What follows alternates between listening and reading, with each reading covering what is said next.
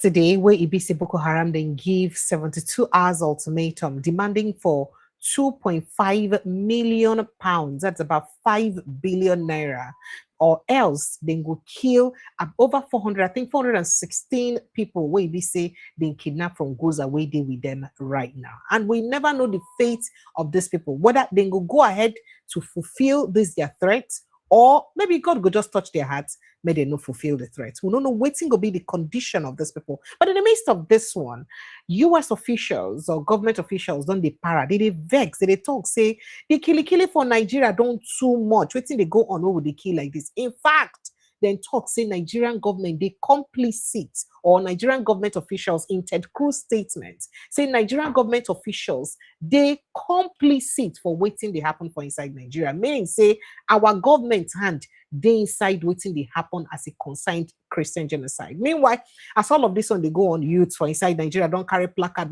they enter streets. They don't talk, say, I beg, if we get anything what we need right now, Donald Trump, now you we need to use help us for waiting they happen for Nigeria. Say the killings don't too much, the buying of people don't too much, and the only thing what they need right now, I say they need Donald Trump to come help them, solve the matter and help them from all of this killing. How would ever tell them, say, Donald Trump presence could make any difference? That now waiting BC, I don't know. But that now part of waiting BC we go talk about this evening. Welcome to the show. This now updated Precious, and it always sweets my belly to bring on an update of things that happen for inside Nigeria.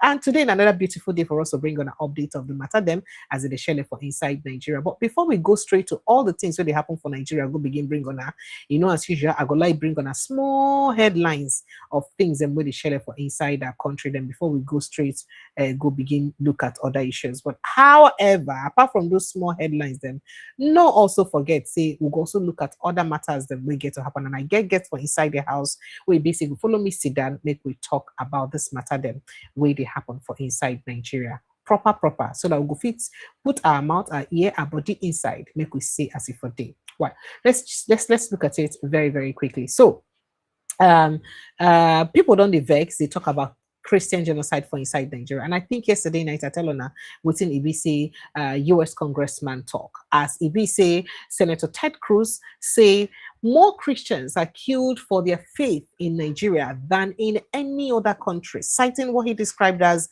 widespread attacks by terrorists and alleged government inaction.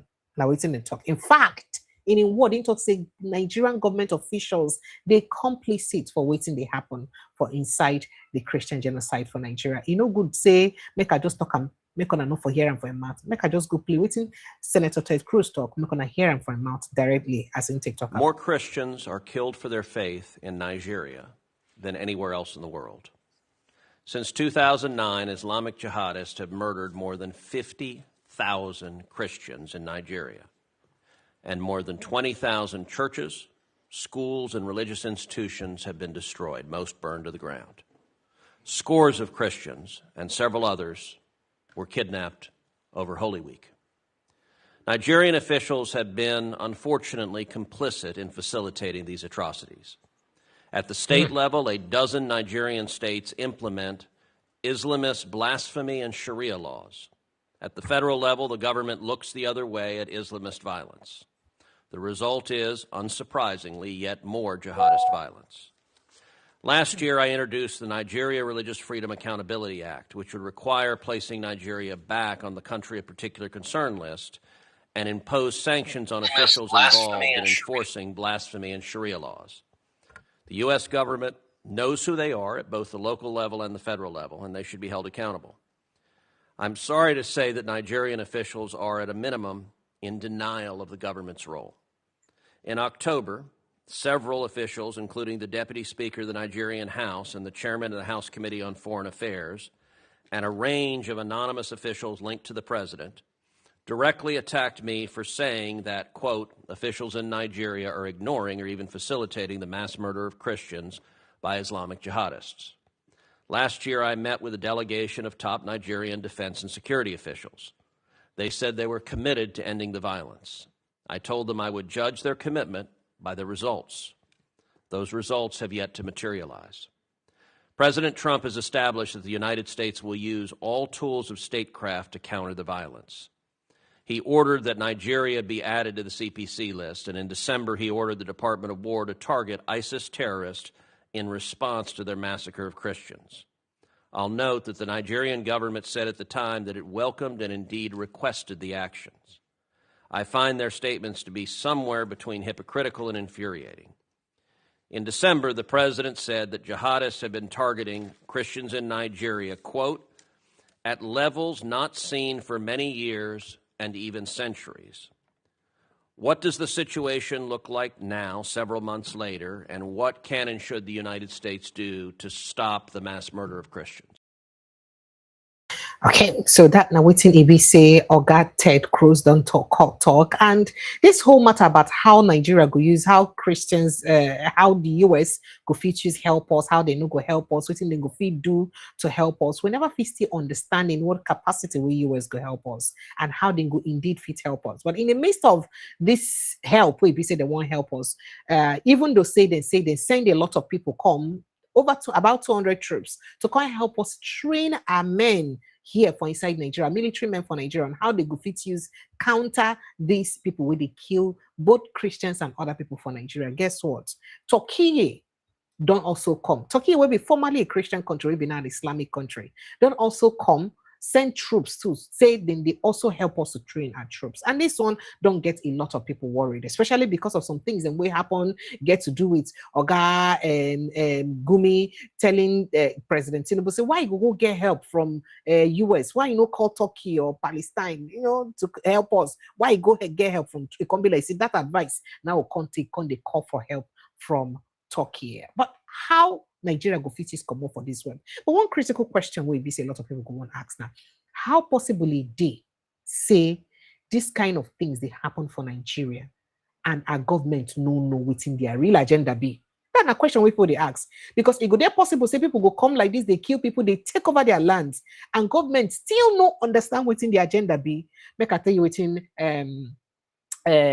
Mike Arnold just talked recently. Former mayor of Blanco, Texas, Mike Arnold, he don't allege, say, contrary to official reports, Bola Ahmed Tinubu did not invite Turkey to combat jihad and crush terrorism in Nigeria, but instead that he trained that he invited them to train jihadists and established an academy for them. Did you hear that? That contrary to waiting people they talk or report the talk, say Bola Ahmed Tinubu did not invite Turkey to combat jihad and crush terrorism in Nigeria. Rather, not to train jihadists and establish an academy for them. That now waiting in talk. But a lot of people don't talk, say, Oga, stop. You sabi carry conspiracy theory. Why they do like this? Now, on April 9, the Bola Ahmed Tinubu and Turkey government agreed to establish a major military training facility in Nigeria as part of a defense partnership aimed at strengthening the country's security architecture. The agreement was reached during a high-level talks between Nigeria's defense minister, Christopher Musa, and his Turkish counterparts at the Antalya Diplomacy Forum in 2026, so ABC just happened. Now, under the deal, the facility will serve as long-term training hub for Nigerian armed forces, focusing on long-term. Did you hear that? Long-term, focusing on special forces operations, intelligence integration, counter-terrorism, and counter-drone warfare.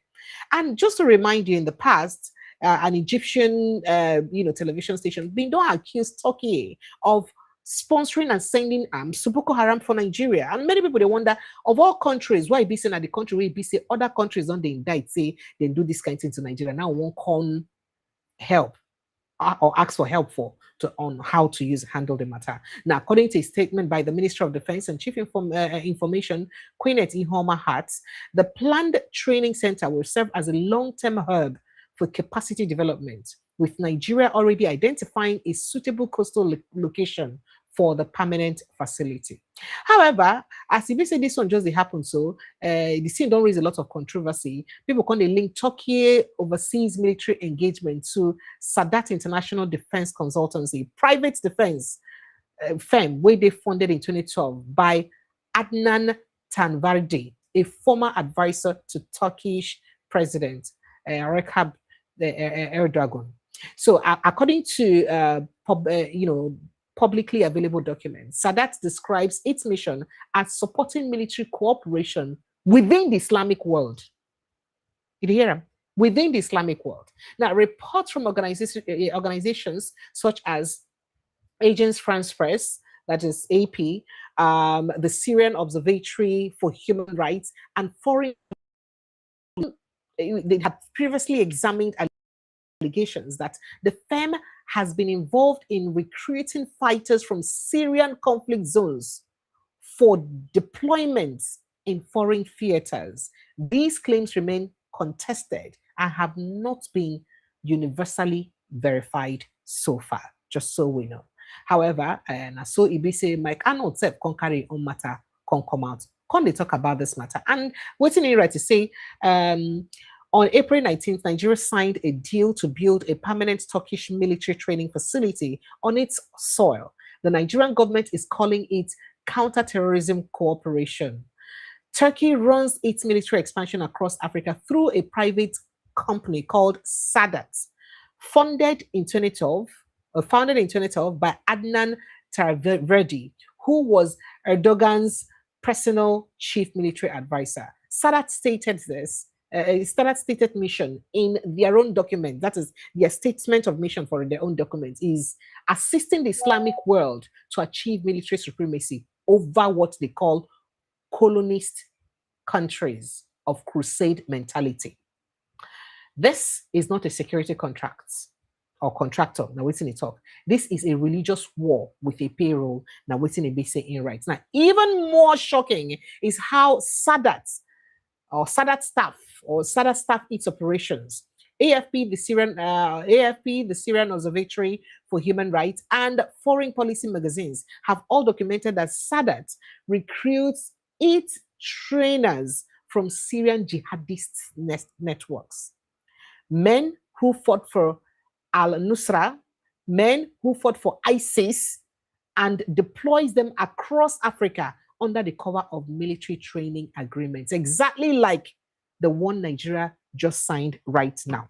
Now, what's in ABC? Then they do that. Now, what's in talk? Now, Nigeria's own intelligence consultancy was confirmed or has confirmed Sadat personnel as already on Nigerian soil. That is, we just signed this agreement on which day? No, they don't really reach Nigerian soil. When that training facility opens, the men teaching Nigeria's special forces will be veterans of the organization Nigeria is supposed to be fighting. That is veteran of ISIS and, other extremist group where Ibise was supposed to fight. According to him, he said, they are not coming to stop the jihad. They are coming to train the jihadists. Now, what's in Ibise in right? Should we be worried about all of this development? Because this matter we get to do in Nigeria is becoming unbecoming. It don't do too much. So should we be worried about this? What we supposed to do about them? But the most important question where people they ask and say, a government where they concerned about the welfare of their people, waiting they supposed really do to help their people overcome these kind of things and we see they happen. At a time like this, when the BC we did for the eye of the storm, when Nigerians they worried about what's they happen for inside their country, what's be the main thing we were supposed to do to make sure say we handle this matter properly? And some people go tell you, say, oh, Boko Haram, it means say we don't want Western education. But apart from not wanting Western education, what else could there be to the Boko Haram? Waiting it be say, be their real aim.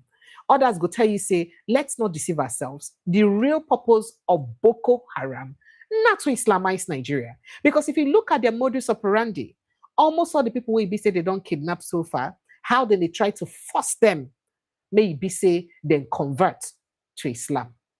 ISIS, most importantly too, they do like that. They try to convert their kidnapped victims to convert to Islam or force them to convert to Islam. Same thing where we say most other ones or most other bodies among them, they also do. And, people they talk, say, could this just be ordinary? I be Nigerian government go say they know what's in they happen. Or if we know, are we just helpless?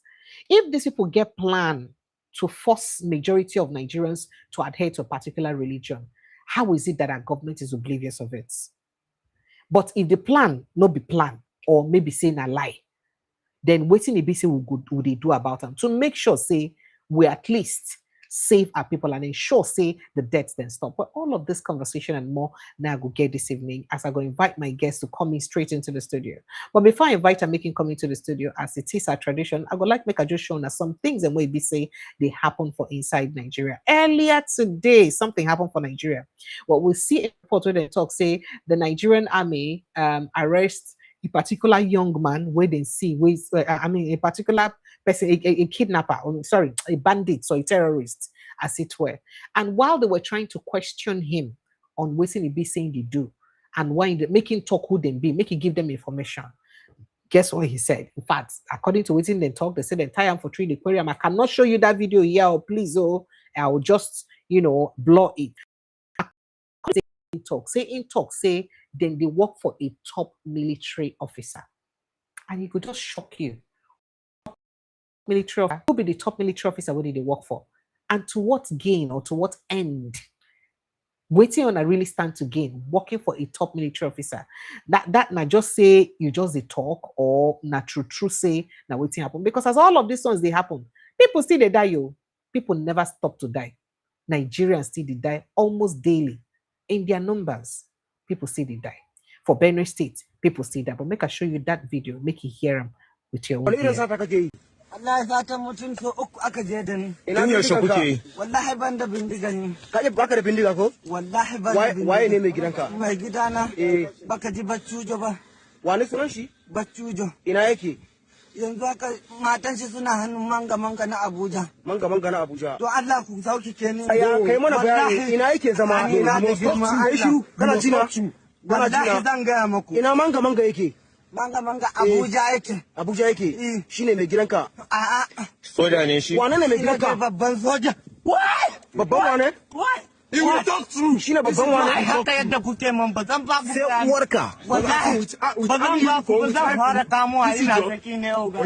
Wallahi kana jina duba kallon na kai magana. Duba. Na bindigan kai ke. In dai kana son ga maka ba ma so ka faɗa mana gaskiya, ka rike gaskiyanka. Ka rike gaskiyanka tunda ka rike gaskiyanka. Na bindigan kai ke. Ina ba ka faɗa haka ba. Ina bindigan naka yake? Ina ka je bindigan ka? Ko ba za ka yi magana ba ko? To shikenan. kana so in kai ka inda take?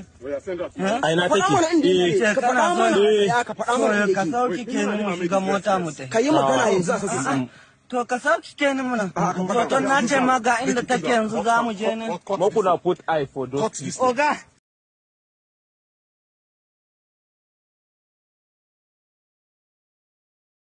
Oh my goodness, this is sad. Well, if you heard what he said, I mean, if you don't understand Hausa language, make you know whether the translation actually follow at all, whether waiting will translate here, now waiting it be say exactly happen.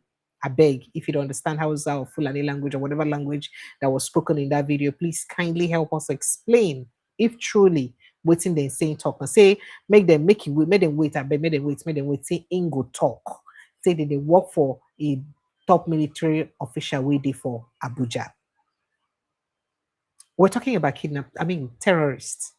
We're talking about terrorists here in a country, pointing fingers at top military officials, if not true, or maybe not just an escape route for them. You just won't give a statement to go make them release them. Who knows? But a lot of things like this they happen day to day, and we wonder why would they continue to get this problem? I mean, earlier today again, we also see attack where BC happen for inside what did they call them? Benue State. When people they talk, say another set of killing again happened for Benue State, as in they carry the body, them they come out. I can show you again. How many times we'll continue to bury people like this? Make you watch it. So I have to blur it so that you will not see it.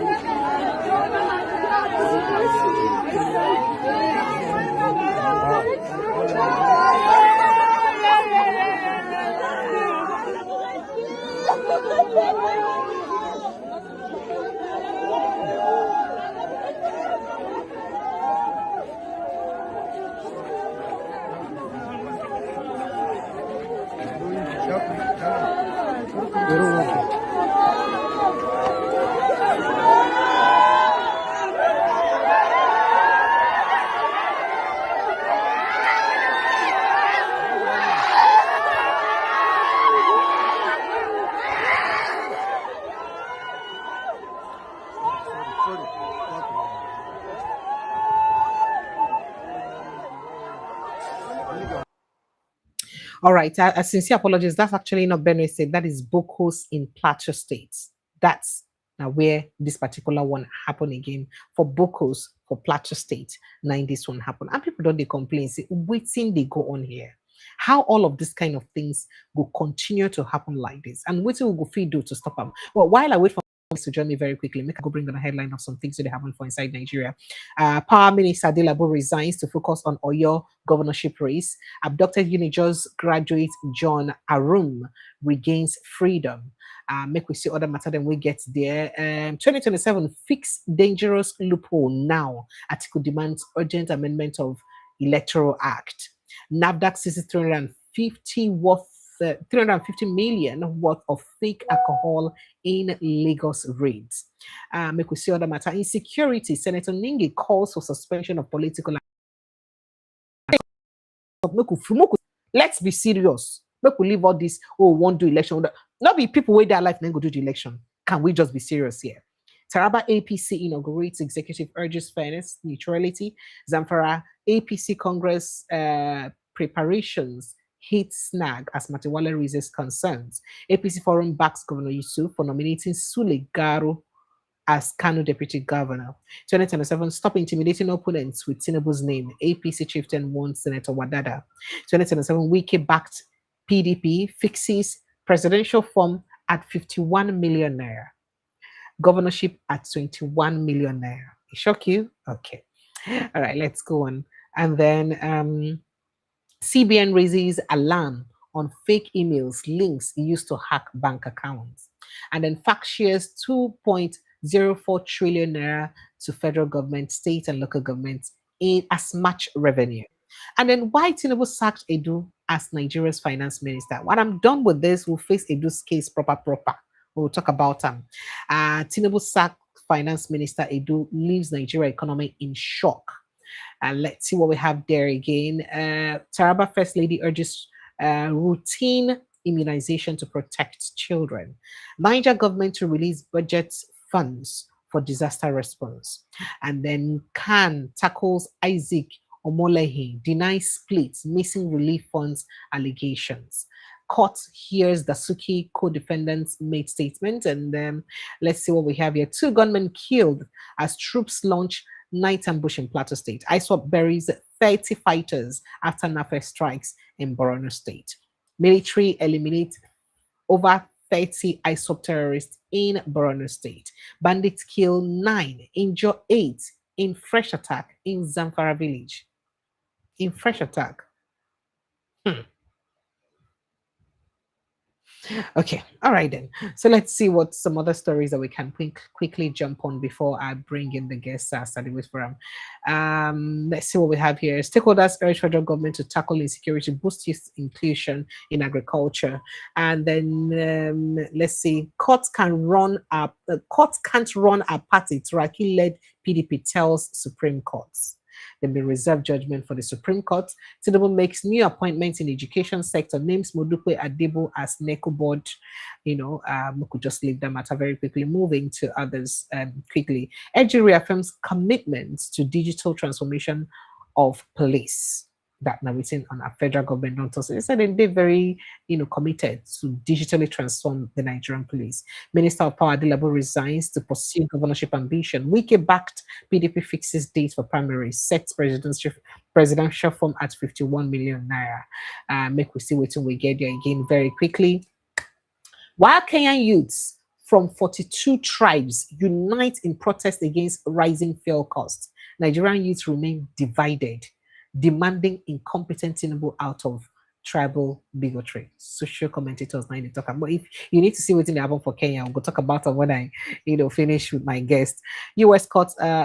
Chelsea sacks manager after just 4 months of failure. Yet some people want to renew 4 years of failure. Nigerians, why are you people like this? Who offended you? Who make on our vex? Why are you guys like this? All right, let's see what we have here. Nigerian inmates run multi-million naira fraud funds from Kirikiri and Benue prisons using mobile phones, security analysts, and they revealed this one. Tinubu sacks Wale Idu after he insisted debt service salaries and pension absorb majority of government revenue, strangling capital projects funding. And then insecurity worsens as terrorists killed 20 in fresh attack in Borno Adamawa border communities. And then there's another expose on Wale Idu's issue. We'll look at that later. I would come back live for just 30 minutes and we'll look at that after this live. People were kidnapped and killed by terrorists on Ibadan Ijebu-Ode Road. Yet, Yoruba people stay silent because of slavery-like loyalty to Tinubu. Social commentator Naindi talked about. Tinubu recently appointed ambassador to Algeria, Mohammed Lele, passes away at 40. From if I don't give you power, don't vote for me for second term, to blaming privatization as the reason why there is no light. Carlo Aja don't slam President Bola Tinubu. ADC gains momentum as 4 more Kano lawmakers defect from NNPP to ADC. Islamization of Nigeria is already happening, but will fail except Christ has left. Heaven. Bishop Oyedepo, 90 talk. So, some of these matters and more now waiting in BC they happen for inside Nigeria. Make I even look whether I go get that footage of waiting Bishop Oyedepo talk there, because a lot of people they talk somewhere. Oga Oyedepo, a person with BC don't they speak up about most of these issues before now. So go be like say now the first time when they talk about waiting they happen for Nigeria, or all of these things when they happen for Nigeria. He's been speaking about it before, so not be the first time for people who could think say, oh, this not the first time we be say we talk about them. But let's quickly take a break. Make we quickly invite our guests into the house. Suleiman, they join me from the world. Let me have Suleiman join me. Suleiman, good evening and welcome. Thank you so much for joining me. Oh dear, what's going on? Thank you so much for joining me. Can you hear me? Thank you. Can you hear me? I can't hear you. I can't hear you. But I can hear you very Okay, yes, I can hear you now. I can hear you now. Suleiman, you're welcome. Oh. It's so nice to meet you. So I'd like us to start with the conversation around first of all, how are you doing? Are you I'm safe? fine, The last time we spoke, we are almost on the run. I hope you're still on the run. I hope you're not where your life is still in danger. Yes, I'm in a scared place now. Okay. By the grace of God, after this conversation, I'll please you send me details. Anybody that wants to get a copy, I'll be sure that they do that as soon as possible. Okay, please, because I know you need to be safe. But let's get straight to the conversation. You're from Borno State. This story about these women, I'm sure you saw the video of the women and children where say Boko Haram then release their videos, because I know if you play them here because of policies again. Those people. And now they don't give ultimatum, say they don't send about 5 billion naira, which is about 2.5 million pounds, say then go kill them. And say argument don't they before now, say most of those people are Muslims. So to show, say not be only Christians, now these people they kill. But you're from Borno State. If you recognize most of those people. Yes, I can recognize them very well. And even the victims even the victims that are still in captivity, I know them very well. So some of those women and children, when they see that video, if you recognize them. Crisis. Yes, I recognize them very well. So initially when the crisis started, so over 120,000 people were displaced to Cameroon. So the Boko Haram and the remaining Muslims that were living in Boshi, they were living peacefully together. What prompted these attacks and killing that recently happened, that led to the abduction of 400 people, was that Borno state government returns thousands of the refugees that have been there for a decade to Goshen. So for them, they feel like, okay, this is a conquered territory. They have declared it as a caliphate. Black flag was flying for like more than a decade then. So they saw it like, okay, these people are now returning. That's when you heard about the Goshen massacre, that over 300 people were killed, then 416 were abducted. So those people that they kidnapped, some of them are actually victims that recently returned from Cameroon. So there has some been of those an people they argument. say they go pay 500,000 naira, make them come back. Yes. Borno state government leave them with 500,000 naira to return. So the bone of contention now is that people are saying that whether those people in captivity are Christians or Muslims. The truth is that majority of them are Christians How because do you know hijab that? is I know them personally. I know the victims. I've interacted with them before they were abducted. So there are people you know you're used to I've seeing in your interacted with community. them. Yes, yes, these are the people I know. So Go ahead. after the abduction, I give a scenario with the abduction of Chibok girls that happened. Chibok girls, when they kidnapped them, 90% of them were Christians, but the next day you saw all of them in hijab. That's to tell you that this Boko Haram are advancing a religious agenda. So those people they kidnapped in Goshen are my own people. I know them personally. So for people now to come up and say, no, it's mineral resources, for me, they are undermining the gravity of the terrorism.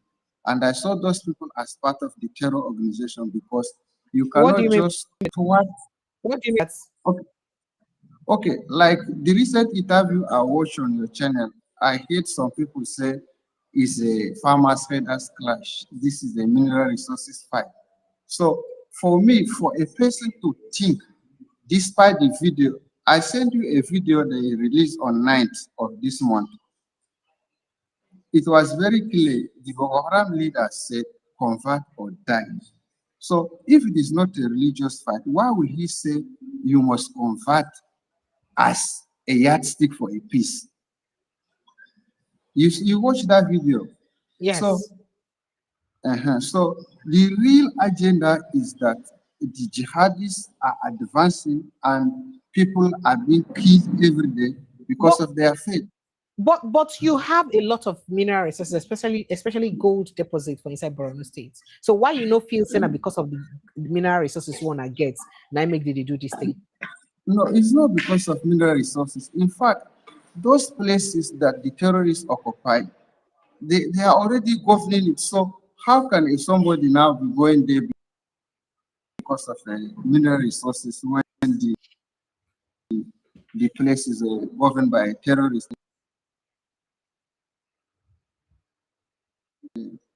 We've checked northwest, those ones that okay. The Goza is the first place that the terrorists declared as an Islamic caliphate in 2014, where you saw black flags. So for them in that place, the ideology of the extremism is rooted in religion. So I don't subscribe to all those conspiracy theory of mineral resources. They are fighting because of like there is nothing like that. I am a victim. I survived different massacre. Like the Atagara massacre. I was there live. Not that people were telling me. This was something that I saw with my eyes. So for a people now to start saying If you it's saw a it with your eyes, what makes you believe that it is not because maybe one country, US, they fund them, made them come kill una so that they go fit collect their honor or on our natural resources? Why you believe say that because of religion they kill, then those things happen? okay. Okay, these the same people that are distorting the fact that US is trying to come and mine mineral resources. Are they not the same people that are now celebrating the Turkey military presence in Nigeria? Did Are you they not read celebrating it? in the yes, they are celebrating it. So did you not read in Egyptian news that Turkey is supplying weapons to Boko Haram terrorists? These are evidence. And who brought that idea of Nigeria should go and seek help from Turkey? Is Shagumi. So for them now to deny US military presence, then accepted Turkey, that's to tell you the agenda they have in the mind that US is not actually coming for a mineral resources, but because these people, the ideology in the West is different from that East. So they hit it. Is it not the same Turkey that killed 2 million Armenian Christians? These are on the record. You can check it. The Armenian genocide, is it not the same? Did Turkey now explain how did Constantinople turn from a 90% Christian community to fully Islamic nation? These are evidence. We are not speaking like maybe based on a conspiracy theory like the way other people they will just have. I'm a victim. I'm speaking from experience. I know these people. I know their agenda. I know what they have been doing. Those 416 Gaza refugees that are still in captivity, 80% of them are Christians. And for them now to demand Are you 5 serious? billion. Are you serious? Yes. Now, is this women and children where we say they with them now? Now, 80% of them are Christians. How are you sure of Yes. that? I'm from Gaza. I grew up in Gaza. I left home 15 years ago. I never returned back again. So I know these people by their name. I even know the terrorists by their name. In fact, the terror leader, we are These from the same terrorists community. are from your village too. Yes, even the Are you terrorist serious? leader that Wait, calm down. The terrorists, now the Boko Haram people have been at the ISWAP people. the Boko Haram people, we are from the same place. We speak the They're same from the language. same village with you. The person that is demanding for that 5 billion from government now, we are from the same place. Are you serious? The person that was in that video, but in cover in face, but you know Yes, him. I know him. So the French media reported the last time they collected 2 billion from Nigerian government. This is not me. This is a French media reporting that Nigerian government delivered 2 billion to Boko Haram terrorists in Mandra Mountain. So it's not long ago now, they kidnapped these 416 people and they are demanding for a 5 billion. What do they want to do with this 5 billion? They want to procure more arms because they want to start launching a missiles whereby like they can attack as far distance place. So here, that is, they no need to leave their base to attack. Then go feed their base, attack another state. Okay, if you see the commanding officer that was killed in Mongono. Oga Brimo. Yeah, not Brimo. Brimo was killed in Benishak. Yeah, he was Brimo was killed in Benishak. What's This the corner that commanding was officer name? Okay. I am Mohammed. So he was killed through drone strike. You can imagine now Boko Haram launching a drone strike. So they are now gradually deviating from asymmetric warfare to drone warfare. So for them now, like, okay, if you check, let's say, bomb blast in Gaza, bomb blast, even when the victims were returning from their home after the Goshen massacre, the bomb blast still exploded and you didn't get to news. We are from Gaza, we get first-hand information. When those people were displaced, 416 abducted, government abandoned them in Polka IDP camp. In fact, Boko Haram still went there to burn the camp. So when those people, when the Nigerian government as a military has captured back Goshen, on their way going back home, they still planted the bomb on the road and it's exploded with victims. So these people now, they are like, the threat is so dangerous that, in fact, the person that is communicating with the Boko Haram and like serving as a terror negotiator is living in Abuja. Why did the government not went and investigate him? How did he get those information from Boko Haram that, okay, the guy will be saying that the middleman between the Boko Haram and where that video will go around, he now spoke and said that these people are saying that they will kill these women, and this is what they said, that he will try and reach. So you said he lives in Abuja? Yes, he lives in Abuja. In fact, he spoke with the senator yesterday. He spoke with Daniel Bola yesterday. He now said that efforts are being made to rescue this. In fact, if you go to his Facebook page, he screenshotted when he was speaking with Daniel Bola, when Senator Ndume was calling him, he screenshotted it and posted it. So the person now for him to have this intelligence, that exclusive interview with a terrorist, and he lives in Abuja, why did Nigeria government not go and investigate him so that they can rescue these people without paying that 5 billion naira if they don't have any hidden motive in the ongoing terrorism? The person lives in Abuja. In fact, he granted interview on News Central on the very first day. He released that video that he has spoken with a Boko Haram. You can imagine a terrorist negotiator granting an interview, living in the federal capital, yet the Nigerian government did nothing. And today now, I saw our senator moving a motion in National Assembly to rescue the people. They say by any means. That means even by paying ransom, and if they pay this ransom to them, they are going to still procure more arms. So for me, I have come to conclusion. I don't care what the people say. I don't care what they believe. For me, it's a religious war we are facing. And for the fact that 120,000 of my people are in Cameroon for the past 12 years, government abandoned them. But these people, they were staying with the terrorists for that past 12 years, occupied the land. In fact, Borno state government built 500 housing units. Only 3 were given to Christians in that Goshe. Out You of say those Borno State 500, built what? Built what? I'd like to hear you again. Borno state government built 500 housing units in Goshe for free. So Okay. when they came to share the house, only 3 houses were given to a Christians. So that's to tell you the level of the marginalization. Is state Out of sponsored. That's what 500 I can say. houses, out of 500 Yes, houses, only 3 of those 3. houses were given Yes, to Christians. yes, were given to Christians. So I don't know why. I don't know why people are denying that this issue is affecting everybody. For me, the Boko Haram is clear. The video they released, it's very clear that look, they are doing a jihad. They are doing a religious war. So why are we debating now whether because of mineral resources or farmer headers clashes? I don't understand why people will distort a fact when the horse say see it.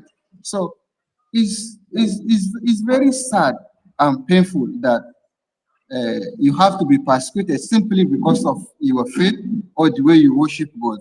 Like me now, I can return home if I accept their conditions. I have friends that goes to Goshen now. I have friends that goes to a Polka, but I cannot go. You saw the last time my life was under threat when I reported the last time that I should be killed.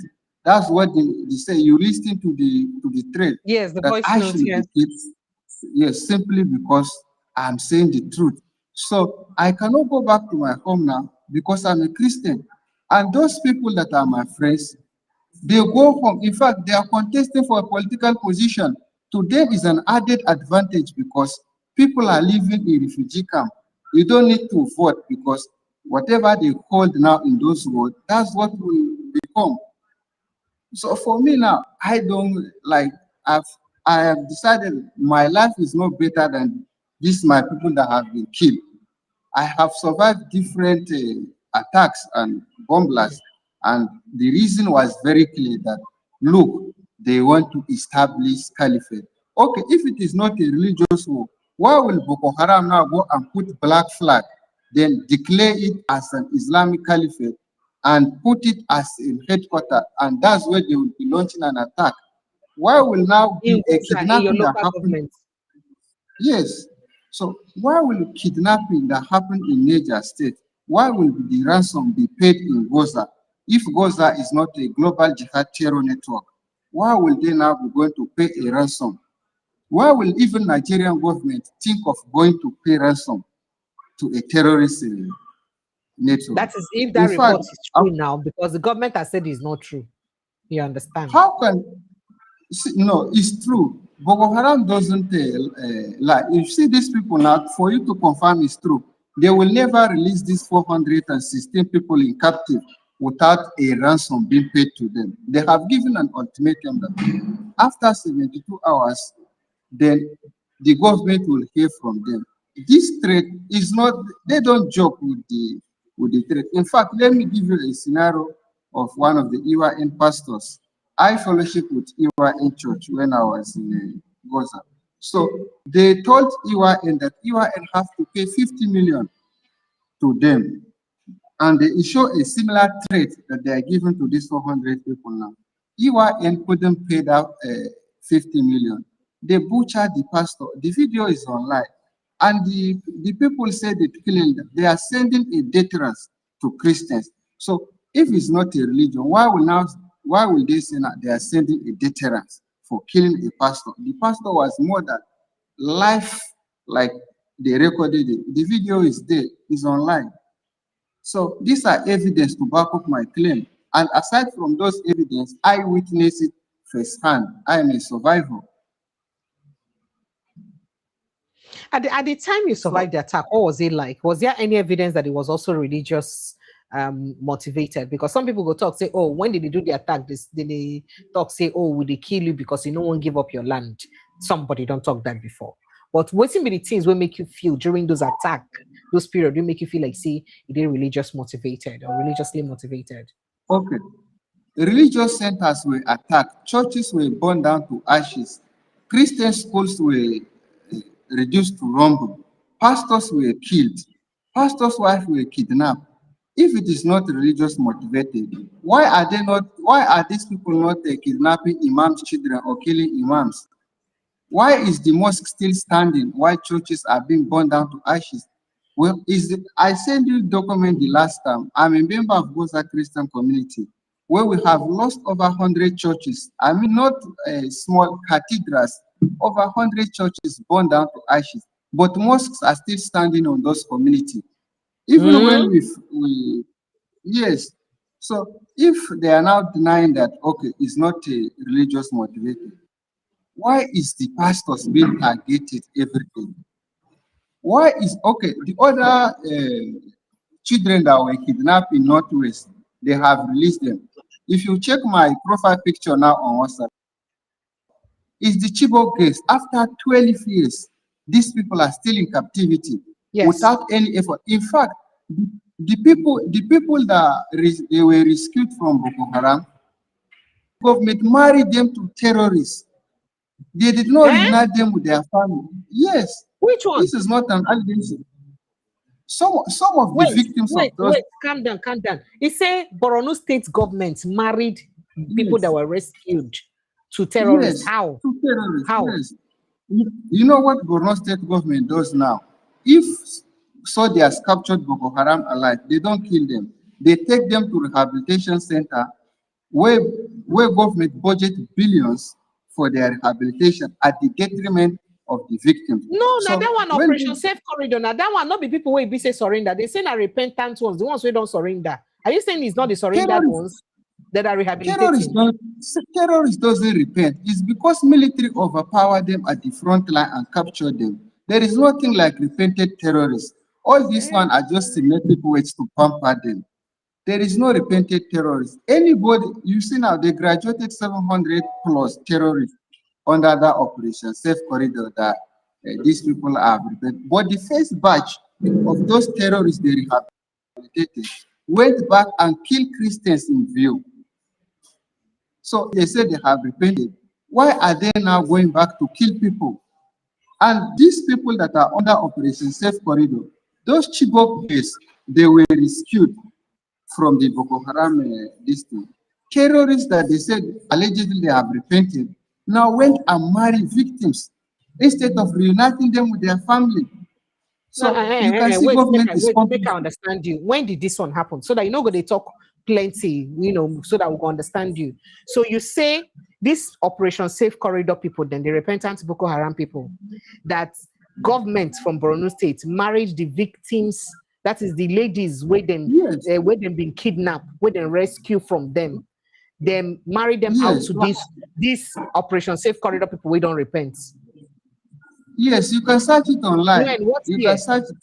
What year did this happen? Verify it. This happened last year. But the people, the ladies, then get family. The women then get family. They marry person out to that their family. Why they not reunite them with the family before they marry them?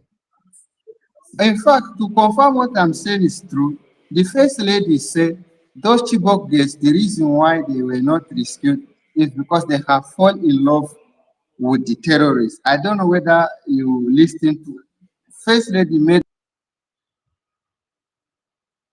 Oh dear, Suleiman.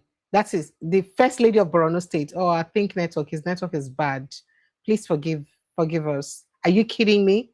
The first lady made that statement that the reason why the first set of those ladies were not released because they don't fall in love with the terrorists inside forests. And that's how they want to live their life for the rest of their life. Girls that were in school. I'm so sorry, Suleiman. I think the network is really bad. I hope you try to rejoin us. Sincere apologies.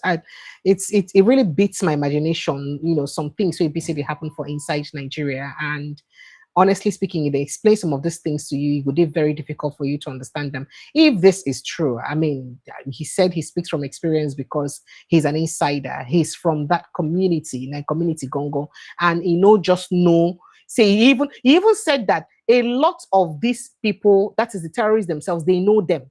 So that means it is true that these terrorists are actually members of our communities. Now, people waiting for inside our community, Gongo, not be saying them be strangers as we think. These terrorists are actually people that we know. They be members of the community. No wonder I saw an interview earlier today when, a man was talking to China's television presenter where he said that 80% of these terrorists in Zamfara state are known by the villagers. Make a look at that, go see that video, make a plan for you. It's really shocking. Take a listen to it. React to some of the commentary that ascribes the killings in the northeast and the north central to be imported. Yeah, you see, most of these armed bandits, even including the Boko Haram insurgents and ISWAP, most of these criminals are indigenous. Like there are more than 80%, or I can say 90% in Zamfara. The armed bandits are indigenous. They were born and brought up in Zamfara state. But the way you can only suspect of the issue of the foreign elements, you know, Nigeria has more than 4,000 kilometers borders, both on the sea and both on the land. And the Nigerian states, 18 states in Nigeria, share border with some foreign country. Like Borno State share border with Cameroon, with Chad, with the Niger Republic. Yobe share border with the Niger Republic. Jiga share border with Niger Republic. Katsina share border with Niger Republic. Zamfara share border with Niger Republic on Shinkabi axis and Zulmi axis. Sokoto share border with Niger Republic. Kebbi share border with Niger Republic and Benin Republic. Ibadan, that is Oyo State, share border with the Benin Republic. Kwara share border with the Benin Republic. Niger, Tunisia, Sea, share border with the Benin Republic. Lagos share border with the Benin Republic. Then Taraba share border with Cameroon. Benue share border with Cameroon. Cross River share border with Cameroon. Right. Akwa Ibom share border with Cameroon. So these states, more than 18 states share border with these four neighboring states. So four neighboring countries. Yeah. So it is very easier for easy trafficking of drugs and arms, small and lighter arms into the Nigerian border. All right. Our border are very porous. More than 1,600 borders on official route, illegal route. Only about 160 are legal routes. So looking at the porosity of the border, everybody can believe with what governor of Borno State that there is some infiltration or influence of foreign element. And a congressman in America also makes such a pronouncement in the flow of the Congress that there are some donor agencies who have been aiding and abetting these insurgencies in the northeast. So, and also at the same time in Zamfara, the Halilu Sububu,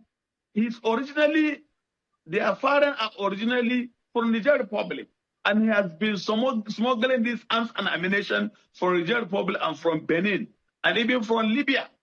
So most of these armed bandits have some collaboration with some foreign elements. Maybe the gold mining in Zamfara State and other states in Nigeria.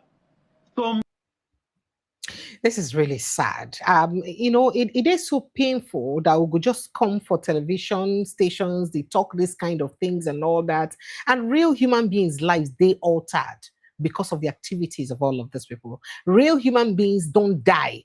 Real families don't they disintegrated. Real families may just never know peace. Real family lineages don't wipe out because of these whole issues. And we're just on the streets of social media and televisions talking that. To what end, really?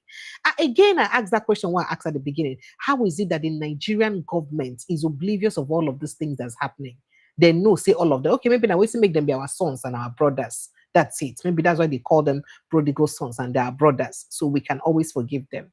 But how do we even survive like this, living like this, when we don't know who will be next tomorrow? Well, while I wait for Suleiman to rejoin us for us to conclude this conversation, phone lines are open in case you want to jump in on the conversation. 0817-029-4077. That remains the number to call in case you want to be part of this conversation. 94077, or you click on the link on the pinned post and it will bring you straight into the studio. So earlier today, youths for some part of Nigeria, that trooped the streets of the country to demand, guess what they demand for? Say, make Trump can't help them, he don't do, say the killing don't so much, and you'll be shocked. Trump must come in Nigeria. We need him. He must come. We support the coming of American soldiers in Nigeria. And President Trump must come in Nigeria. Yes, as you can see, we are progressing peaceful protests. We support the coming of President Trump in Nigeria. This killing of Christians is too much in Nigeria. We need Trump to come in Nigeria to fight against these terrorists. We need Trump. We are in support of President Trump. Look at it. Thousands of Christians have been killed in Nigeria. Thousands of Christians have been slaughtered in Nigeria. And the world is keeping silent. Thousands of Christians have been slaughtered in Nigeria. Thousands. So we support President Donald Trump. But we are begging President Donald Trump. President Donald Trump, please don't disappoint us. We Nigerian Christians are still waiting for you. The killing is still going on. We are begging President Donald Trump to fulfill his promise. The killing is still going on. Do you support President Donald Trump? We need Trump. We need Trump. We need Trump. Trump must come to Nigeria to fight against these terrorists.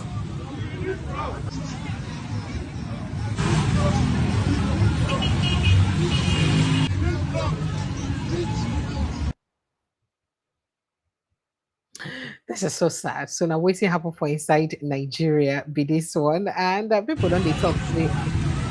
Are you sure these people don't know exactly what they're asking for or asking for or appealing for? They understand the implication of what they beg for. They understand the implication of what they beg for the streets of social media. When did they ask for this kind of thing to happen? While I still wait for Suleiman to rejoin us, I don't know, his network is really very bad. Sincere apologies. It's so sad that this is happening and when he gets this difficulty with the network. It is so bad. Say when he gets this kind of difficulty, it really hurts me that we have to have this kind of issue with network. Unfortunately, this is Nigeria, and there's barely nothing I can do about it when it be say this kind of thing happen like this. I don't know as I go use manage with them. I just wish there was something we could do to ensure that the network can be a bit better. Let's see. Unfortunately, there's nothing I can do. I'm trying to see if he can rejoin, but his network is really, really, really bad. But let me quickly run you through some other issues that happen for inside Nigeria. I tell you, say, Bishop Oyedepo don't attest to the fact, say there is Islamization in Nigeria. He said, his words, Islamization of Nigeria is already happening, but we fail except Christ has left heaven. I wish I can play you that video where he said that. I'll look for it and play you later on. And people, they happy say at least a top man of God to speak up about this issue. However, a lot of people they talk say, waiting the real leaders of the church for Nigeria they do, women they never talk about them since if they feel saying that true that there is an Islamization agenda.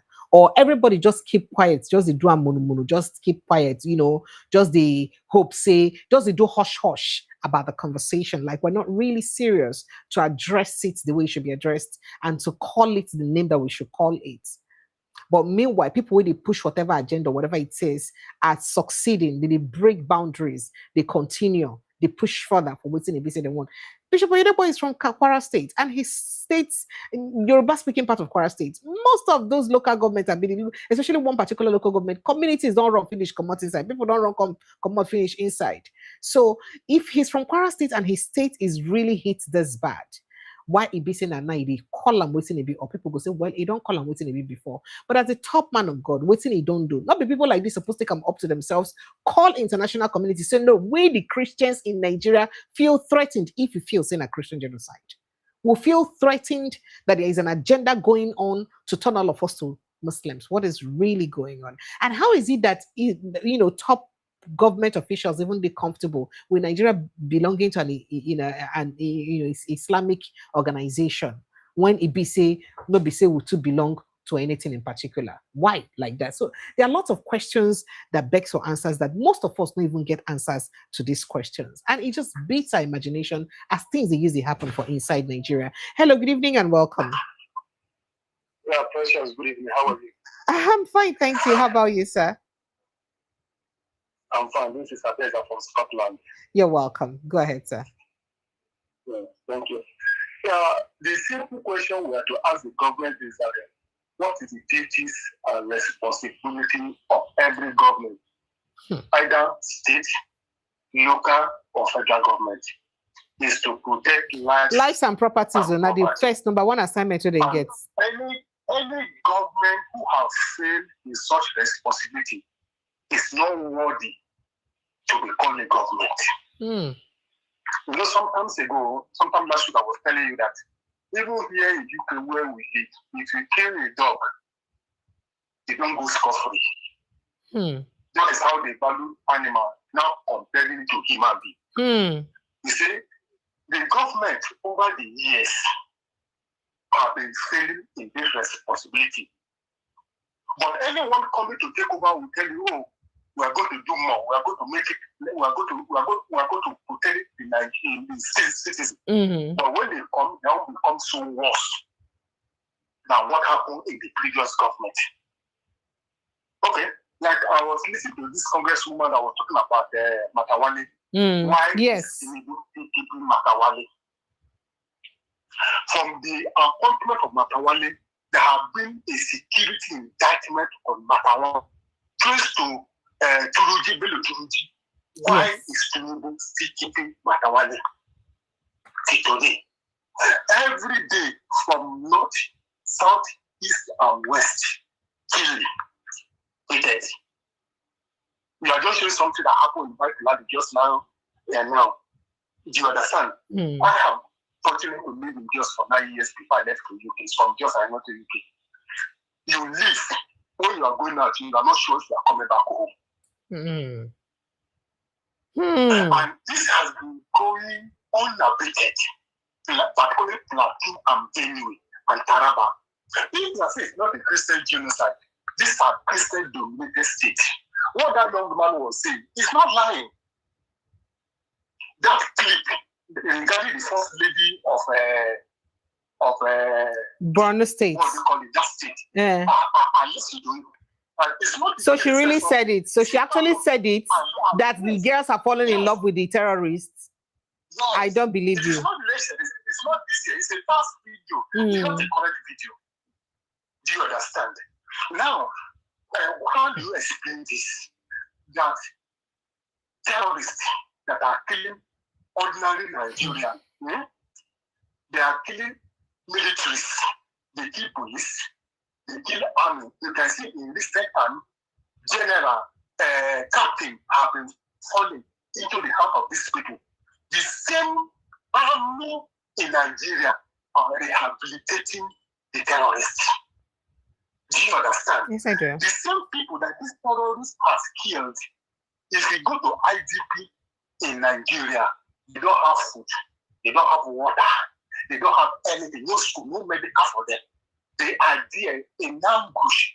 But the same people who kill these people, the remnants that are languishing in semi-hellfire there, the same government using taxpayers' money to sponsor them, to say they are rehabilitating them. Where did you hear that in the back of the world? The president of Russia, Putin, said It is the duty of the government to send the terrorists to God. It is the duty of the government to forgive, God to forgive. When is the army in Nigeria now become God to be forgiving terrorists? Why do we not have constitution? I know that Nigeria constitution, issue of terrorism is a death sentence. So why is the army? People now say, okay, the people have infiltrated the army since the coming of Buhari. Army is now being ruled by what they call it, by Boko Haram. Do we now say it's not true? Do you know, my pen is a Christian institution in Nigeria. Do you know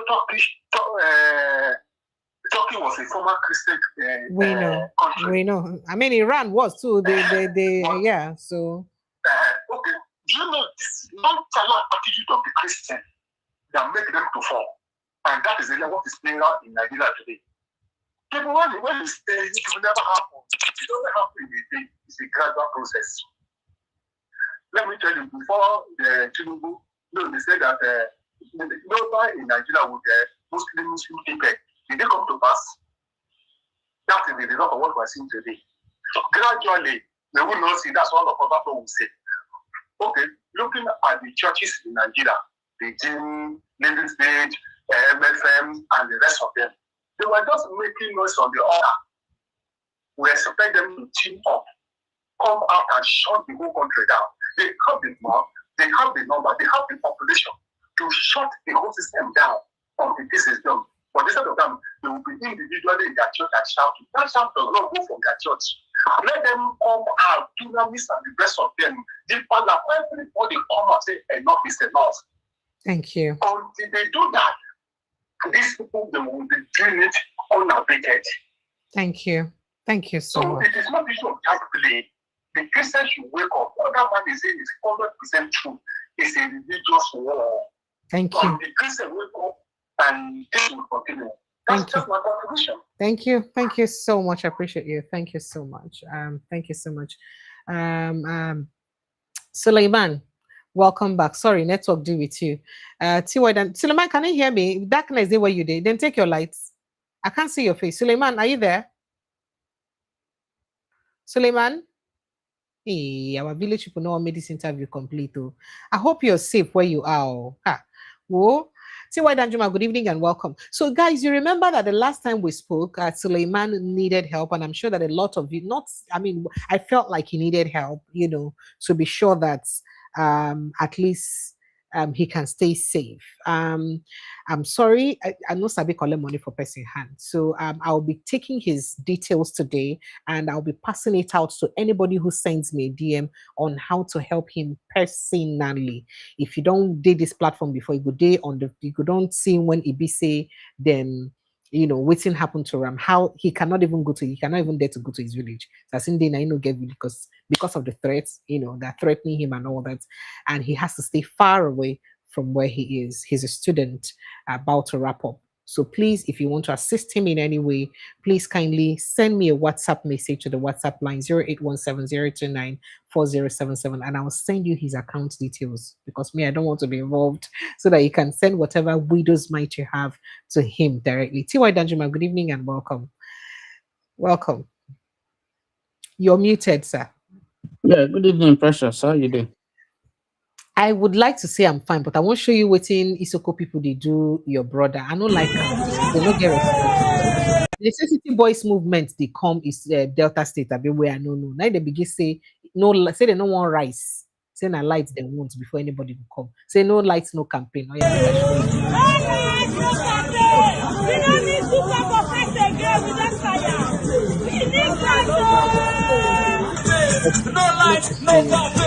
I said, make I show you, make you hear them. So they say no lights, no campaign. Without lights, they no one campaign. You don't do. Meanwhile, the minister for lights, power, he don't resign. He say won't go give them power, energy, be darkness for inside of your state, so he won't contest for governorship. That one when of it give light. Now where say me that they put up their footage and all those nonsense. So that they will get light. Now that one I want go run for governorship. Good luck to them. Yes, now so everybody they do what you fit do now. If you promise light, say you go give people light. and then no more estimated bill. So you have to fulfill your promise now. So Suleiman, welcome back. Can you hear me? Hey, this network. Suleiman, are you there? Ah, village people. I hope you're safe where you are, though. Are you there? Can you hear me? Can he call? Can he call? But the call, say the call not ever be as good and as smooth as the the one-on-one conversation. It's always sad that we never ever get this thing. Oh, I don't tire for Nigeria matter. Make how they take your thoughts, my dear brother Jerry, for all the things that they happen for Nigeria. I don't tire. I go still do that. I go still do that exclusive live. I don't know. Maybe I go down on a morning tomorrow around 2 p.m. tomorrow. I'll go on a special live where we'll unravel the matter with Wale do tomorrow before I join Dr. Catch. A lot of things don't they come out. A lot of things. Most of those things were scoops I had, or that's coming out as scoops I had before. But say for this country, before you give out any scoop, you go first watch yourself first. So I'll just be very careful first before giving that. But most of those scoops, I already heard them like even 2 months ago. And there's one when apart from 2 months ago. You remember that period that Anete? You understand? Yes. All those dramas started then, and then especially after this statement. Let me see if I have that statement. Let me see if I have it. There was a statement. Let's say there was something you went to go and talk with where you now go. The statement I won't show you be that. Make a look what I get that statement. Make I show you. If my studio manager save them for me, looks like she didn't save it. I'll try and get it and save it for you because I don't want to talk with my own mouth. Make I show you for the evidence. So I think that is actually the crux of the matter. And unfortunately, I wish I get somebody else who I could bring on board to use their mouth to talk exactly the way they did, because some of these things, that because we're here, we cannot say it exactly how we have heard it. Make you no be saying, are you talking? Make you no be saying, I take no. We don't hear all those things now. You know, say Nigeria. So, and this was what I heard. I mean, I got this scoop as far back as when immediately this thing happened. This scoop of resignation, it was immediately this thing happened. If you notice, let me see. It was immediately this thing happened that Oga Oyedele was appointed. It was immediately this statement that Oyedele was appointed, 20th of February. Do you remember?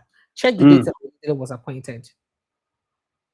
Tinubu appoints Oyedele.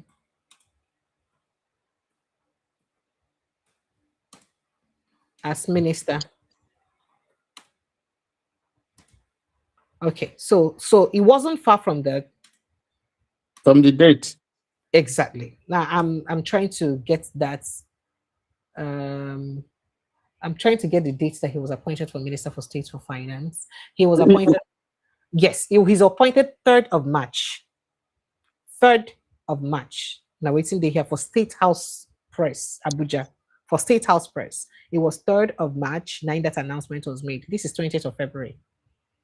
So from this particular statement, I heard there were already problems according to the things and what would they hear them. Don't worry, I go try and make I do the live. But I go bring all the evidences, then what I go fit bring, do the live so that they don't go call my name. So this did not go down with some quarters, this particular statement. In fact, apart from that, of course, he heard the Lagos Calabar Coastal Highway issue and all of those, but this particular one did not go down well because it's a situation where we're telling the world that we're doing well, our policies are working, and they were not saying again that debt servicing is rising, is a burden to Nigeria. In fact, there were headlines that made it worse. Some other headlines, this now the lighter headline, say debt servicing over laboring in Nigeria. Do you understand? Nigeria. Yeah, so it was a problem. The problem is that Nigeria not they like truth. That's what you're saying. But first of all, a man will don't reach 70. He's 70 now. What is he still doing with answering somebody's side? And if you fall down, where they go? What is he looking for? He's not. What is he? Is he fame or what? What is he looking for? Well, make I bring back Suleiman. We could just wrap up this topic. We'll go back to politics. I actually wanted to. Suleiman, can you hear me?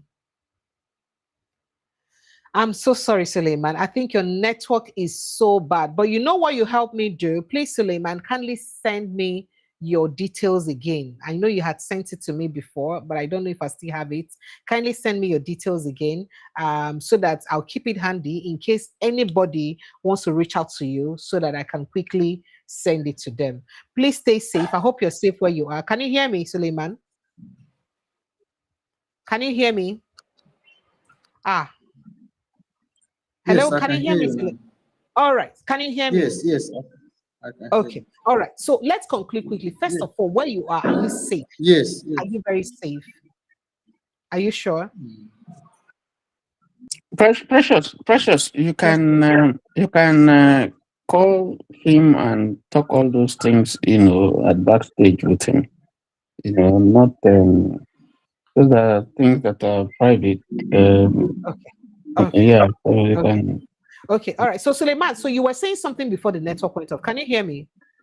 The network goes Yes, I to can hear you now. Okay. All right. So you were saying something. You said that the first lady of Borno State said something about the Chibok girls falling in love with the terrorists, and that's why some of them did not return, and all of those issues. So you think that even the government and its officials don't take these kidnaps as serious as they should take it?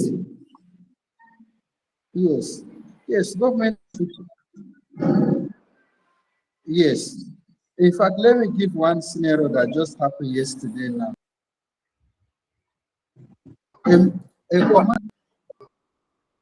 commanding officer, a military commanding officer in Maiduguri, is accused of blasphemy. And people want to kill him in Maiduguri, right in a military barrack. A commanding officer, not a civilian, a lieutenant, 2-star. Yes, this happened yesterday in Maiduguri. They want to kill him on He's a accusation of Muslim or a blasphemy. Christian? Is And he a Muslim or a Christian? a Christian. He's a But he's a Christian. commanding officer. Yes, he's a commanding officer in Maiduguri. And people have given ultimatum. They have written on Facebook that if they see him, they must kill him, that he has blasphemed. You can imagine a military cannot protect a commanding officer. So how? Yeah. See why Danjuma. We have to be careful with these things. It's sad what has happened. You're on your own in Nigeria. That's the truth. You are just on your own. That's why I was telling you yesterday that this thing is very complex. So you're beginning to see the complexity. No, I don't think it's complex. I'm sorry to say. It's only complex because we want to be diplomatic and we don't want to tell ourselves the effing truth. No, it's That's you why. see, If you tell yourself the truth and you want to call it what it is and face it like you know what it is, there won't be any complexity. No. It's not. Everybody is being cautious now. It's not. Because the dimensions of what we are seeing is deep. We're beginning to see. You see him now. You see Suleiman commenting and saying stuff as based on what he knows. You see this thing. If it was nipped in the bud very early, it's like a cancer. If it was nipped in the bud early, all these complexities over the sea will see. You see, the thing don't spread. You are looking behind your back, even in the service, in the federal service, in the military, and so on. You don't really know who is who, and that is very, very dangerous. You All don't right, know who is who. So Suleiman, so this commanding officer, how did he blaspheme? What's in talk? We causing problem. They did not even mention the specific crime. They just say he has crossed laid ground and he has blasphemed. Then they are not going to leave him like that. So the man even left. Nobody knows his whereabouts now. We have deactivated his Facebook account. I screenshotted the thread to you, one of it. But if you just check on Facebook now, you will see all over youths in Maiduguri, like looking for way like to see him, a commanding officer for that matter. So let me go back to the Chibok girls issue that I was saying before network. But those Chibok girls, after they rescued them, You know, some of them are still in captivity after 12 years. They did not reunite them back to their family. Some of those victims, Boko Haram married them with consent of government. So, and also there is one They case married of them with the concept from. So now government go give them out. I've been and their parents go give them out. That's not the question. government. You know, they are Why after not government give rescuing them them, out? they did Why not not reunite government them give with their their hand family. out in marriage?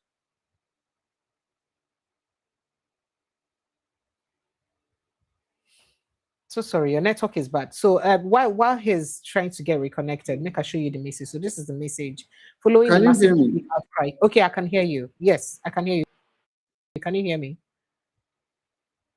Following the massive outcry for justice after crossing the red line, Lieutenant E.S. boat with service number, they even put the service number, servicing at the 37 Artillery Brigade, Meduguri, has gone into hiding and deactivated his Facebook account. Now, this officer chose to rant and heap abuse on our beloved prophets, an act that is totally unacceptable. We are calling on the Nigerian army to act fast and bring his bigot bring this bigot to book. He cannot be allowed to hide after committing such a provocative and blasphemous act.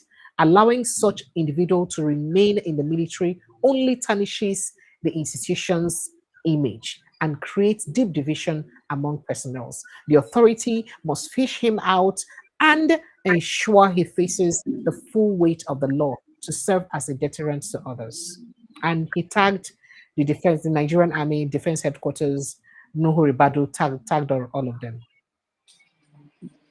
All right, so go ahead. You were go ahead, please. Okay, so like I was saying, that those Chibok girls that they were rescued, they were not reunited with their family. They were still in custody of government. Then they married them out without the consent of the family. These are the victims that are supposed to be like go through trauma healing, and you are organizing marriage for them, not to a responsible person, but to a terrorist that you think they have repented. So for me, we need to also like start to highlight the complicit on the government side in aiding this terrorism. So, and also, like, if you see some of those ransomware that was delivered to the terrorists, you read the AFP report, it was delivered through helicopter. How can a bandit or terrorist have access to a helicopter if government is not their sponsor? How were they able to like, okay, assess those sophisticated when we have the customs? How are they able to like operate drones if they don't have a machine? I'm supposed to even give you one of the tips in my phone, whereby people now pay tax to terrorists to go to farm in part of Borno State. I have the receipt. It's written in Arabic. Yes, I'll have to send it to you. In cattle market, terrorists collect tax. We now have a parallel government in the same country. We have a parallel legal system in the same country. We have Sharia operating. We have the normal civil law operating. In one country, we have government collecting tax. We have terrorists collecting tax. So if government is not complicit or part or aiding them, why will they allow such kind of thing to be happening? And you can see, I mentioned it earlier that Shatbumi.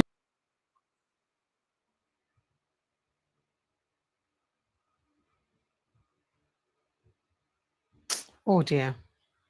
Oh dear, sincere apologies. It's really crazy. I mean, Chief of really chief of disturbing. staff So that we is lost what you supposed said. You to said something be about Sheikh Gumi. We didn't hear you there. You said something about Sheikh Gumi and we didn't get it. What okay. did you say about it? I say Shabumi said it clearly on air that government not their name and by their location, but choose to do nothing. So that's just the reality of the thing. He has said the truth because when people are accusing him, why are you meeting with the bandits? Why are you well respected when you are visiting bandits? Bandits are bowing to you.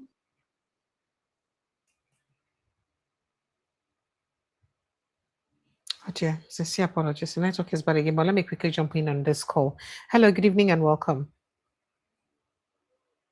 Hello, good evening. Good evening and welcome. Yes, please. This is 110% love. Oh, wow. 110%. How are you? I'm fine. How are you? I'm very well, thank you. Go ahead, Sorry. please. Go ahead. Yeah, I just come out to listen to your to the man that was testifying about the whole. So they hear the man they talk, and cool, just they catch me. And waiting, just the ring inside my mind is waiting they do Nigerians. You understand, to the point where, you know, we get president. Tinubu is a Yoruba man. And this man is not doing anything. It's not helping out, like, you know, they do anything. And I see people, they come out, they talk Tinubu.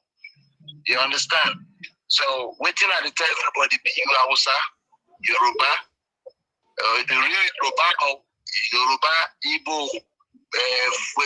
any part of Africa, Nigeria, will now 2027 will be by the side. Make we just pursue this man or what? This man is not ready to help Nigeria. He just carry only a family, turn Nigeria into farm business. You understand? So I beg, this is an eye opener. If you listen to this thing, it's very scary. You understand? It's very scary. I don't know how anybody go. I heard him say these people are taking more money, and the more money they want to buy, more ammunition that can shoot long range. Nobody understands the gravity of that talk. You understand? Until Saturday happen, when somebody go there in own house, they went inside your own bush at his comfort zone, project something, go to your own place, go tear people, fire people anyhow. But when people will start to understand the gravity of what these politicians are doing to us. So I beg, let nobody take this thing like joke. This is very serious. Nigerians always take everything as cruise until start to happen to on their doorstep. Imagine how many people when they doorstep they go buy about 400 or something I've been waiting. Is that a joke? Now human being fly that they kill. So anybody will come out, they talk nonsense, they talk anything, we will be waiting with this save Nigeria. Let's start seeing those people as the real terrorists. Whether it's a military, whether it's a politician, let the entire Nigeria understand that this fight now is becoming a fight between Nigeria and the politicians. Thank you so much. Thank you. Thank you. Thank you so much. Good evening and welcome, sir. Hello. Hello, good evening, Mr. CY. Welcome. How are you? I'm fine, thank you. Just go ahead. The guest is still waiting so that we don't waste his time more. Yeah, sorry. I'm just wondering, the only way we can change the system is to change the National Assembly. Because if the National Assembly is not changed, the executive will be arrogant. The judiciary will be arrogant. So the only way we can change the executive and the National Assembly is let us monitor how they vote, how they attend the House of Assembly. Because I can't understand the type of judiciary we have, where Abadi or whatever his name is, didn't stand for, he is contested to be a president, and he lost, and then they made him Senate president. Where does it happen? So let us work on National Assembly. Forget about the president. National Assembly is our headache.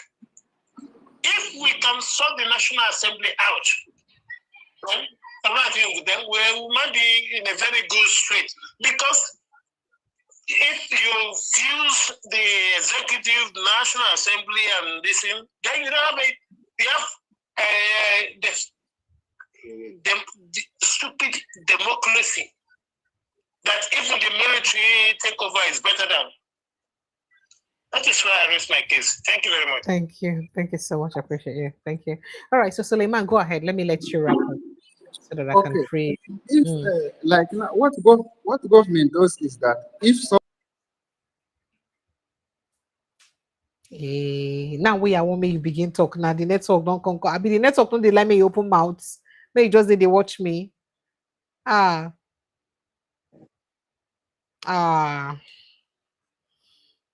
See why don't you, ma?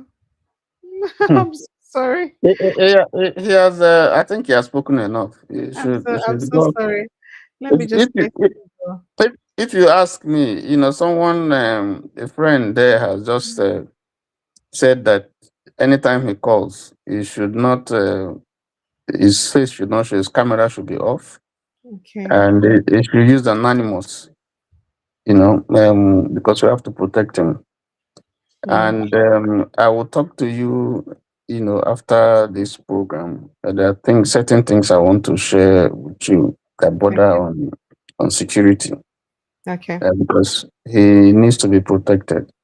Okay. And there are some lapses that I identify. Okay. This thing is getting sophisticated. When it started, they were in Sambisa. They will hide there. When they are making announcements, they will cover their faces. Okay, so the military was going to bomb them there, to attack them there. But gradually you see that they have been emboldened. Now they don't cover their faces. Now they operate in daylight. Now they are able to even intercept military signals.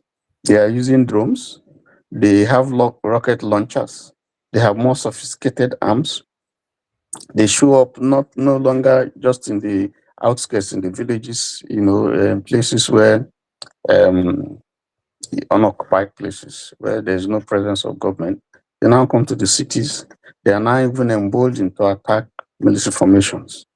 That is showing you, that's a gradual complication, showing you, how this thing is degenerating. They now don't, they now go carry the attack down to the city and to the military to attack formations. And you can imagine when they are that emboldened, it means that they have confidence. It means they are armed. It means that they are not. These are not slippers wearing insurgents. These are people who have mapped. I mean, let me give you an example. The colonel who was killed recently while he was on patrol. When he got the signal, and he was going on Zireki or reconnaissance, and then he was on Toyota Hilux. Now, I have said that you don't, in an enemy territory, you don't go with just that type of vehicle. But the thing I want to highlight is, we understand that he was killed by an IED, improvised explosive device. Now, if you understand how that thing works, it is remotely triggered. So you will put the thing somewhere, waiting for the target, and then you go somewhere, you hide somewhere, and you trigger it, just like you do to your television. You use your remote to put it. So the IED has a damage radius that it covers. That means you have to come within certain territory to get maximum effect. So it means that the person who stayed there deliberately had intel that someone is coming. That's the point I'm trying to make. And he stayed there. He knew the track where he was going to pass through, and he deliberately waited there for the person to come so that he can, and then to come to that area where once he approaches, then he can explode it, he can trigger it, so he can make maximum damage. He knew the type of vehicle the person was coming with to be able to do that. So you begin to see that this is not just an ambush, because you don't just go to a place and just lay ambush when you don't have information that someone is coming. That's how IED operates. Now, so who told him? How did he get information that someone was coming? Was the man lured? Was it a trap? Did they send him something? Somebody sent him something so that they can get him? We don't know. So this is how complex this whole thing is. It's very, very how complex, because just help me hold your thoughts. Make I pick this call. Again, I say a government will get the mindset to do right by their people. No go see this situation as complex. I don't know whether you understand me. A US government will not be going through this situation and think it's too complex for them to handle. That's the point I'm trying to make. But let's quickly take this call and we'll get back to the conversation, sir. Hello, good evening and welcome. Good evening. Yes, sir. My thoughts on all this situation is the US, the international community has to really do something about our laws and make sure they are implemented. Like this Sharia laws in our constitution has given these people some kind of legal backup. Is setting approach. Like this post now that you read. If you go through, you find out that the guy did not even state what was the blasphemy. What did the officer say that is blasphemy? In Nigeria, you know how many people that have lost their lives because of this blasphemy, whatever. Even your enemy can easily raise an alarm that you have blasphemed their prophet, and you are gone for that. I live in the north. The easiest way to take anybody's life in the north that is not a Muslim is for you to just label that person that he has blasphemed their religion, their prophet. You are gone for it. I know these people, they won't even ask. I know them. There are people that will not even bother to ask, what did you say? As long as the person just said, oh, one hour, prophet, you are gone. You are gone for it. Forget it. And the police cannot save it. So we have to really set this thing, especially the Christian body can and the international community. People who commit such crimes should be brought to justice. You heard what happened with Deborah. It was her classmates that took her life. Yes. So it was, you can't tell me it is that difficult to arrest those people. Her classmates are people that are reachable. Everybody knows them. But today, nobody has been brought to justice. On what account? In Nigeria, is there anything like jungle justice? Even if the Sharia law is enshrined in our law, there should be a legal process before somebody can be found guilty, if actually the person was guilty, before whatever law, what the law states to be done to the person should be done. But justice, jungle justice is not part of the law, so they take advantage. Don't be surprised, maybe it was out of jealousy they killed her, maybe because some of the guys have approached and they don't like her, so they just use any means to take advantage. So we have to, especially media like you that is doing a great job. Let's see, like what this guy posted now showed you the post. People can send it to the Senate in America, the Congress people, so that they see all this. Even our militaries are not saying, okay, imagine a military officer going on hiding. Because of what he said. Then how am I saying? Why are you saying? The whole military officer. That is to say, he doesn't even trust his fellow personnel. He doesn't trust his colleague. Because they'll give him out. They'll sell him out. They will sell him out. And if anybody is expecting this government to do something, it is a lie. Except international community pressures them, and anything they do is just to buy time, pretend. This government has shown that they don't want to do anything. Whatever, even you had the Senate, the lady, they say they pretend they are doing something, thinking that it's illegal. These people are the real sponsors of this terrorism. Our government is the real sponsors, real, 100%. They just, no, it's 100%. They can't deny it because it's obvious that something is happening and you are seeing it. They are not saying anything. Okay, he said that they are protocol funds, we should forgive them. They are taking 400 and something people. Has the ability to come out to say, how do we get this protocol song? Because the protocol says somebody you know now. The protocol song was not anonymous now. The father knew him. So this is a protocol song. Can they call them in order now? That they should bring back the 400 people they kidnapped? So please, we should say the way it is. Thank you. Thank you very much. Thank you. Thank you for a good job. Thank you so much. We'll see how we'll support that film. I beg. Just send me message. Make I give you answer. Make you just keep an eye on your do something. No, I beg. Thank you so much. I appreciate you. Thank you so much. Thank you very much. All right, so Tiwa, go ahead. So you see, I mean, I understand what you mean about it being complex, but I want to understand why armed robber enter my house to rob, enter your house to thief your thing, and the armed robber they make sure say they rob you consistently, and it's not a problem for you to deal with the armed robber. You say it's a complex issue. I don't understand why it's complex. No, this not be the case of armed robbers now. You are dealing with insurgency in Kwara, you are dealing in Kogi, you are dealing in Borno, you are doing in Sokoto, If the United States had this issue, would they look at it as being too complex to call it what it is and attending to it as what it is?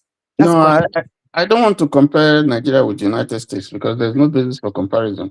There's none, because they won't handle this type of thing like this. You see, first of all, we have a very, very serious situation where you have a government that appears seemingly unwilling, or that does not have the political capital or willpower to deal with this situation. So if they can't deal with this situation, and you won't allow the people to deal with the situation themselves, it's a very complex situation. You won't allow them to take arms to fight. You won't allow them to, those who have been displaced. You don't have a concrete policy or vision of how to rehabilitate them. And all we hear is the emphasis is more on those who are killing people. And then various other peoples, including these people where they kill people, have said that even the government functionaries, from Jonathan, we have been hearing that we know these people, we know who is involved in this thing. We know their names. Countries have given their names. Government has confessed that they know these people, they know their locations, they know their hideout. They even know them by name. And this guy, Suleiman, they know them, they see them. You can't do anything to them. You see somebody who has killed you or who has destroyed your... the same thing, Frank Kutu said the same thing, that we know them. We know them face by face. We know their names. Yet you can't do anything to them. You arrest them. They are released. They call for somebody in Abuja who say they should come, and then they release them. So it's a very complex. It's not something that you begin to talk. It has gone beyond talking. So, T.Y. Danjuma, waiting lead to amnesty to terrorists. Whatever gave us that idea that people whose intention were to come out, kill and overtake people's land, and threaten the sovereignty of Nigeria should be given an amnesty. Whatever gave us that idea. That is part of what we're saying, that there are people who are interested in this thing, who are making money from it. If you can the point I'm making is that any ideal government, any government who want the good of the country should know that that system, that thing on its own is already flawed from the beginning. How do you give them and then reintegrate them back into the society, and then they are victims to see them? You know the worst part? We actually spend more money, pay more attention to the rehabilitation of the terrorists than rehabilitating the people them. You need to see the way most of these people when they attack. Shebi are they on top of Asabe case? Are they on top of Asabe case? Asabe is still traumatized from what she went through, seeing her husband and her children killed before her. Asabe is still traumatized. So I'm coming. So you're telling me that the government of Plateau State no think say it didn't necessary to rehabilitate Asabe, at least to give her reorientation, to give her some psychological help, and she no need all of those things. She don't need reorientation. But now the Boko Haram people will cause that havoc for her body. Now you need the reorientation. Precious, haven't you heard that some of those who were arrested who were released were again kidnapped? So the trauma is not even trauma now. If there's anything worse than trauma, the fact is that the only person who can deal with this situation is the government, and the government is unwilling. Is unwilling. From their body language, from the things they say, they are typically unwilling. They are not ready to do it. They don't want to do it, and they will never do it. So you cannot look on government. You can't look on government. And Suleiman did say, and it is a very, very solid point, that the government may deny it, but we know that they pay ransom. So when you pay that kind of money, who do you want to come out well, how can you be talking about repentant militants when he knows that he can make the kind of money that he would never make if he were going to do a good job? They won't come out now. If you know that you can make billions doing this type of nonsense, why do you want to, what is the, why would you come and be talking about being repentant and so on and so forth? You don't do that. If you are doing that, you must have a motive. And you see, there's a psychology behind this whole thing. It's like someone who has been on drugs. It takes a long time, this withdrawal syndrome. It takes a long time for that person to withdraw. It has to be a sustained effort because the law is still there.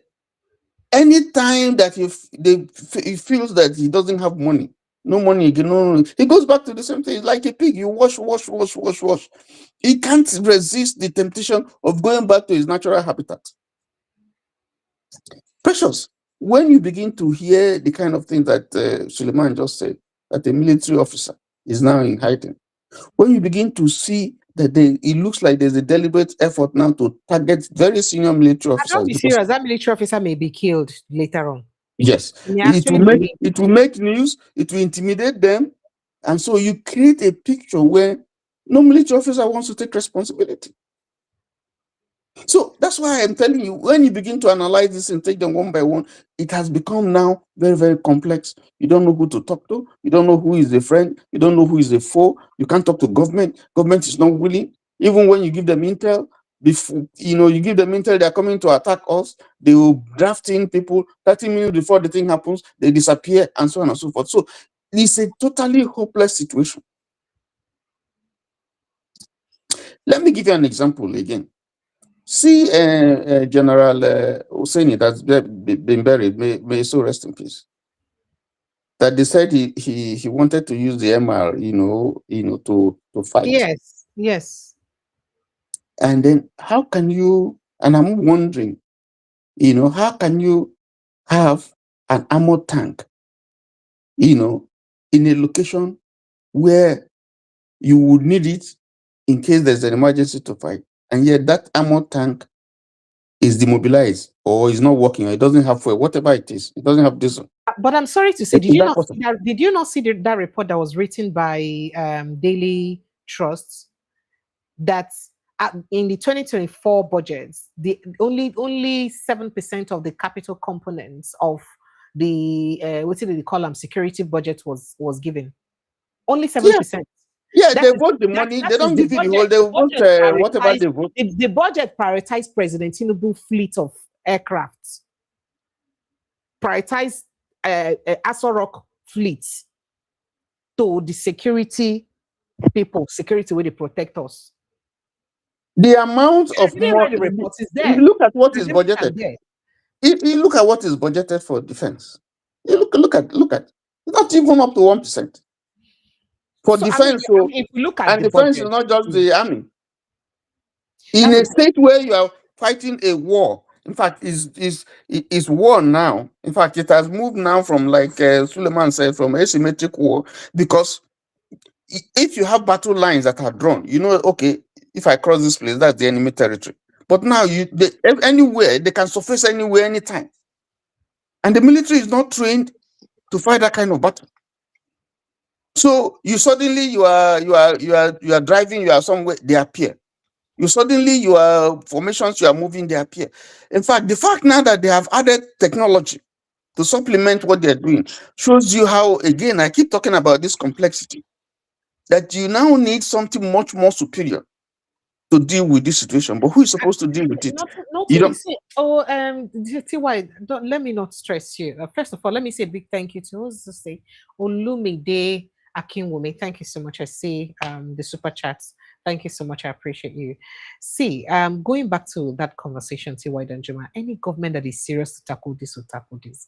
It still boils down to the same thing. There's nothing complex about being truthful to yourself and handling your issues in every.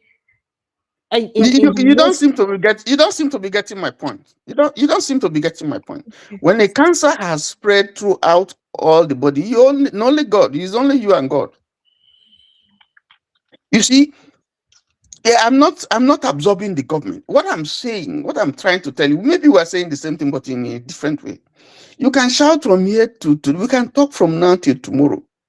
You will see a government that is not willing to do anything. So your shouting is for nothing. Your shouting is a waste of time. Because the government and the people know that. They know that if they kill and they are apprehended, they will press the button on top and someone will call for their release. They know that they will be rehabilitated. So they know that we run a system where, you can run rough shots over the army, over the military, over the, everybody, kill, go to people's farm, kill, rape. Nothing is going to happen. You catch them, they will release them. So something drastic needs to happen. What I'm saying is that you cannot look on the government now because the government has shown capability, has shown, zero capability to deal with this problem. The only thing they can do is to put CCTV in the airport and so on. Does that solve the problem? Or to make promises, it will not happen again. Or this is our brothers. You have to live up. We have to live. Somebody actually came that we have to live with them. We must live with them. That's what Gumi said. We must live with them. So we must live with the killing. We must treat them well. We must give them money. We must pet them. We must beg them. So that is a complete state of hopelessness. So something has to give.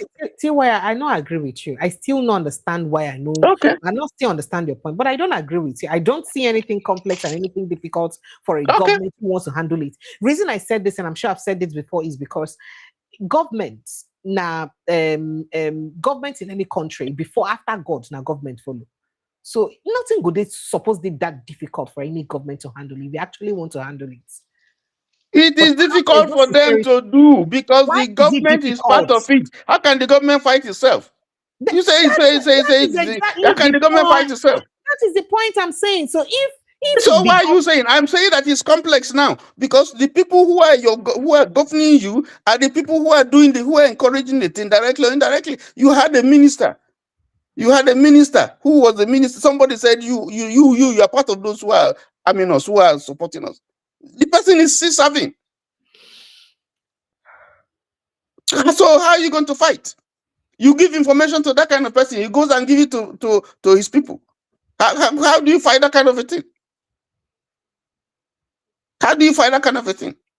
Who will give intel? So the truth who will give intel? So the truth is that Nigerians themselves are not even ready to free themselves from this. Let me quickly take this message, because if they are free and they have noticed that there is evidence that there is complicity from their governments, they have the right to do something about it and get themselves off this.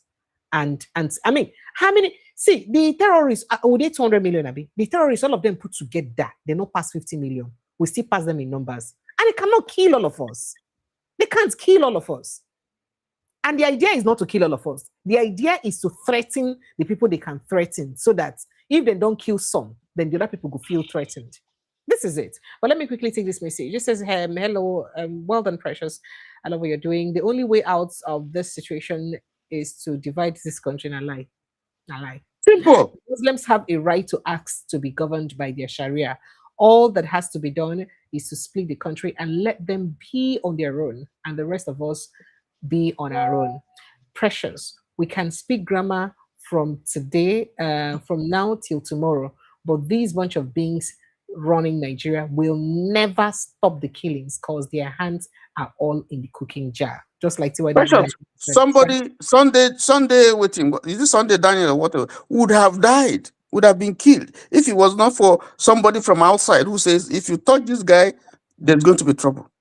What did he do? Because he was defending himself. I agree with you. He was defending himself. You're even talking about Sunday Daniel. There is still a young man from Southern Kaduna who is still there for death row right now because of this same situation. He defended his family or his people.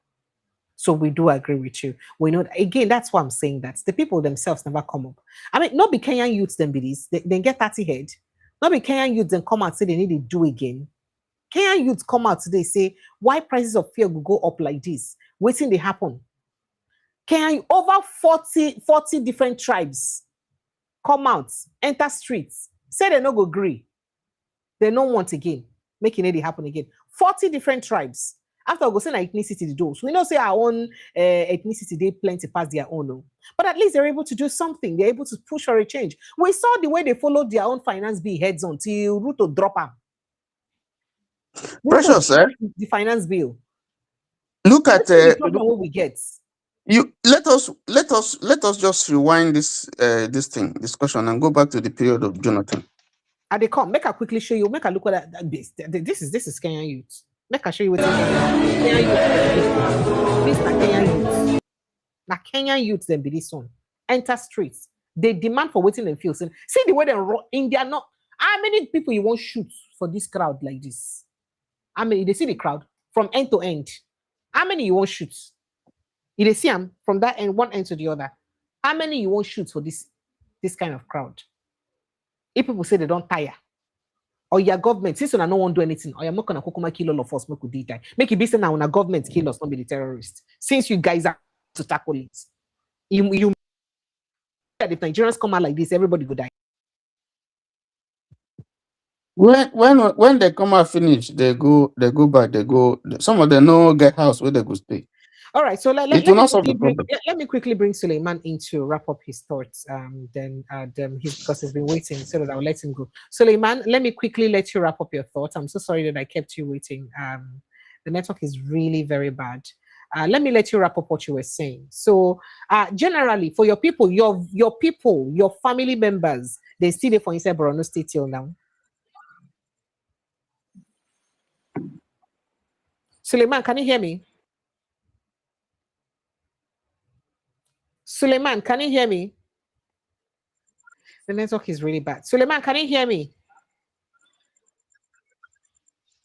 Suleiman? Can you hear me? I don't know whether you mute your mic. I'm not hearing. I didn't mute my mic. It's your network. It's network issue. I'm so sorry. I have to let you go. Maybe another day we will talk. Let me let you go. Another day we'll talk so that I don't keep bothering you. Because I wanted to know if his family members are somehow still even in that state and how they're able to cope in that state, in that kind of condition. You were going to say something, but let me let you. Let me see if I can. He's still rejoined again, and I feel sorry, having to keep him waiting. Suleiman, can you hear me, please? Can you hear me? Can you hear me, Suleiman? Can you hear me? All right. So let me just talk to him to go. So T.Y. Danjuma and Oga Okesin. Obisin, you're welcome. You're welcome, sir. Good evening and welcome.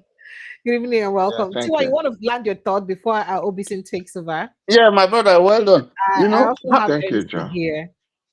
How can a man be in a place where he calls his country and he go to hide? He's not free. Is that a country? You can't walk free. You can't speak freely. I mean, your entire life is just shrouded in secrecy and so on. As a young man, what did he do? Nothing. Because he comes from a certain place, because he professes certain faith, and so on and so forth. So that's how bad the situation is. And what I'm trying to say, what I'm saying here is that this thing has gotten to a point where if you cannot defend yourself, the system doesn't allow you to defend yourself. The system doesn't want to defend you. What options are open to you as a human being? What are the options open to you? You are not sure tomorrow, every hour you are counting, who knows what is going to happen the next time, the next day. You don't know what's going to happen.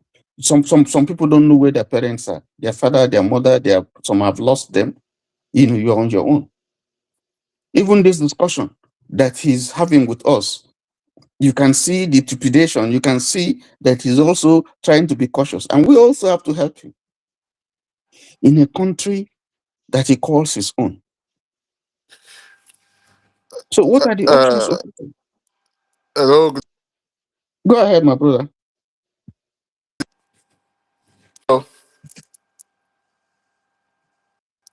Go ahead, Mr. MC. Go ahead, please. I'm trying to. Okay, just a quick question to T.Y. Danjuma. Okay, help me bring your camera up. Small, just a quick question. I can't. When God forbid, phone. God forbid, God forbid, thief come your house. Chief go allow you carry any weapon when you want use against them. Eh? God forbid, say thief come your house. They belep you. So the thief go allow you take anything where you go use. Take where you go use against them. Take subdue them. It go allow you take them. You know, I allow you now. Why? He go shoot you Okay, first good. now before you carry the You thing. know, now your analysis, let me throw you that question. So the country is hijacked already. So we know saying that criminals they wrong the country. So criminals not go allow you take what you will take, subdue them. May they not rob you. Until you get them. So because of Mm. the say you make a statement now say they not allow you, they not allow the people to defend themselves. They not allow the people to since they not give the people protection, but they not allow the people take what they will take defend themselves. So if the people even try to defend themselves, what do they do them? What do they do to them? They go try to want punish them put because they defend themselves. So that's why I come with that example. Say when thief enter your house, thief not go allow you take something where you go use against that. They go stand with, they go watch you, monitor you until they succeed, take what they want take, come out. So the Nigeria now is facing that same situation. Thief hijack the country. So until they loot that country dry, deal with everybody where they deal with everybody, they don't go allow they defend themselves. I think you get them. So continue with your analysis. Thank you. Make a obviously All right. make you put mouth for. Robinson, welcome. Robinson, you're welcome too. Robinson, welcome. Robinson, you want to say something, or should Robinson go first? It's okay. Let me chip in a little thing here. Okay, sir. Again, thank you, and TY, good to see you again, and everybody on the call, both those doing sending messages. Let me start with Kenya. You mentioned. You remember the year that Kenya had one nasty terrorist attack in their mall from Al Shabaab. Ever since that time, have you had another terrorist attack in Kenya? Because they have, and that is why I lean to what Precious is alluding to. If government can handle it, but the government cannot handle it because, first of all, the people that you think are your government are not your government. The people that whether by stolen or by voting, that are currently in power are not the people in power. They are taking orders from somewhere. Just like Gowon messed up his meeting with Ojukwu in Aburi. He came home, somebody called, or whosoever, or a group of people called, and he reneged on the promise or the agreement. That is what is going on in Nigeria. And I don't care who comes to power tomorrow. It's still going to be the same thing. Because your government has no power. If your government has power, they have the list of the people sponsoring this terrorism, right? Even though they have made up the number now to go and bring fake people from the eastern part of Nigeria who are not existent, who are non-existent, just to show that, oh, this terrorism is widespread. Everybody is sponsoring terrorism. But they don't have the balls to handle the main guys that are sponsoring it. If they have the balls, even if it is Sadana of Sokoto, all they needed to do is to put Sadana of Sokoto in prison. He is not above going to jail. If it is a country where law works. And you know what? Because we all are deceiving ourselves, thinking that we have a country. We no get country. We no get one. And it is a pity and it's a shame. We don't have any. No, because sir. if you have a Because country, of this platform, we have a country, sir. Thank you, sir. Okay. Can I say something, sir? Can I add something to what you just said, sir? Hold on. Okay. Okay, go ahead. Okay. You see, the truth of the matter is here, we have a country. Okay, we do have a country. Where And is the truth of the what's matter, the name of your country? just let me finish. Let me finish. Let me No, finish. you We don't do have have. one. If that's why you cut me off, you don't have Okay, one. just let me I'm finish that. sorry. Let me finish what I want to say. We do have a Okay. country, yeah. The problem is that jackers have hijacked the countries. Let me put it this That way means again. you don't have a Armed country. robbers, you hold on now. They've hijacked the country. Two set of armed robbers have hijacked the country. One is No. that the other side of it, the other side, as in what was given to the other side was not satisfied. Is not satisfied with what was given to the other one. So both of them is now saying, you've taken the larger part. The one you've given me is not enough. No, we must. If you do not give me what is due to me, I will make the country unbearable for you. So that is what is going on now. Both of them are fighting themselves. So Okay. that is why we keep I saying don't that know. the real owners of the country now, which is the Nigerians, who needs to now rise up and demand for what belongs to them and take back what belongs to them. Until the Nigerians stand on their feet and start asking for start demanding for what belongs to them, this thing is still going to continue. And of which I'm happy with what I'm saying now, that the Nigerians have started waking up. If the Nigerian really mean business, it's not by saying you're going for a protest and you go and carry DJ, be playing music, be doing this, be doing that. Those are not protests. You could say like the picture you saw on the Kenya, which he showed on the Kenya. That is what you call protests. You go straight to the to the government house or go straight to whoever is leading you and demand for what belongs to you. That's it. Bro, that is because Kenyans have human beings, human beings ruling them. You don't have human beings ruling you. Don't get me wrong or get me wrong. If Nigerians do the same thing Ghana or Kenyans are doing, they will be shot dead. They don't see what happened in Iran. They killed over 30,000 people of their own. They don't care. Up until today, Iran is still hanging people that are protesting, that are speaking against their mullah. So your people, the people ruling you, don't have a heart. And they don't have a heart because of what they profess. And it's not going to stop. I don't care what you do. You said that one group is not getting what other one group is getting. You don't care what these people want. What do they want? That's what you want to ask. What do they want? They want a certain type of rulership.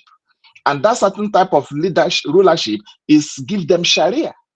I have had, I think I have had, I think it was in, it was on an Arise. It was this guy, Baba Ahmed, Dati Ahmed's brother that served in Tinubu's government, that said there is a plot for these people to carve a certain section of Niger, part of Nigeria, part of Cameroon, and make it an Islamic caliphate.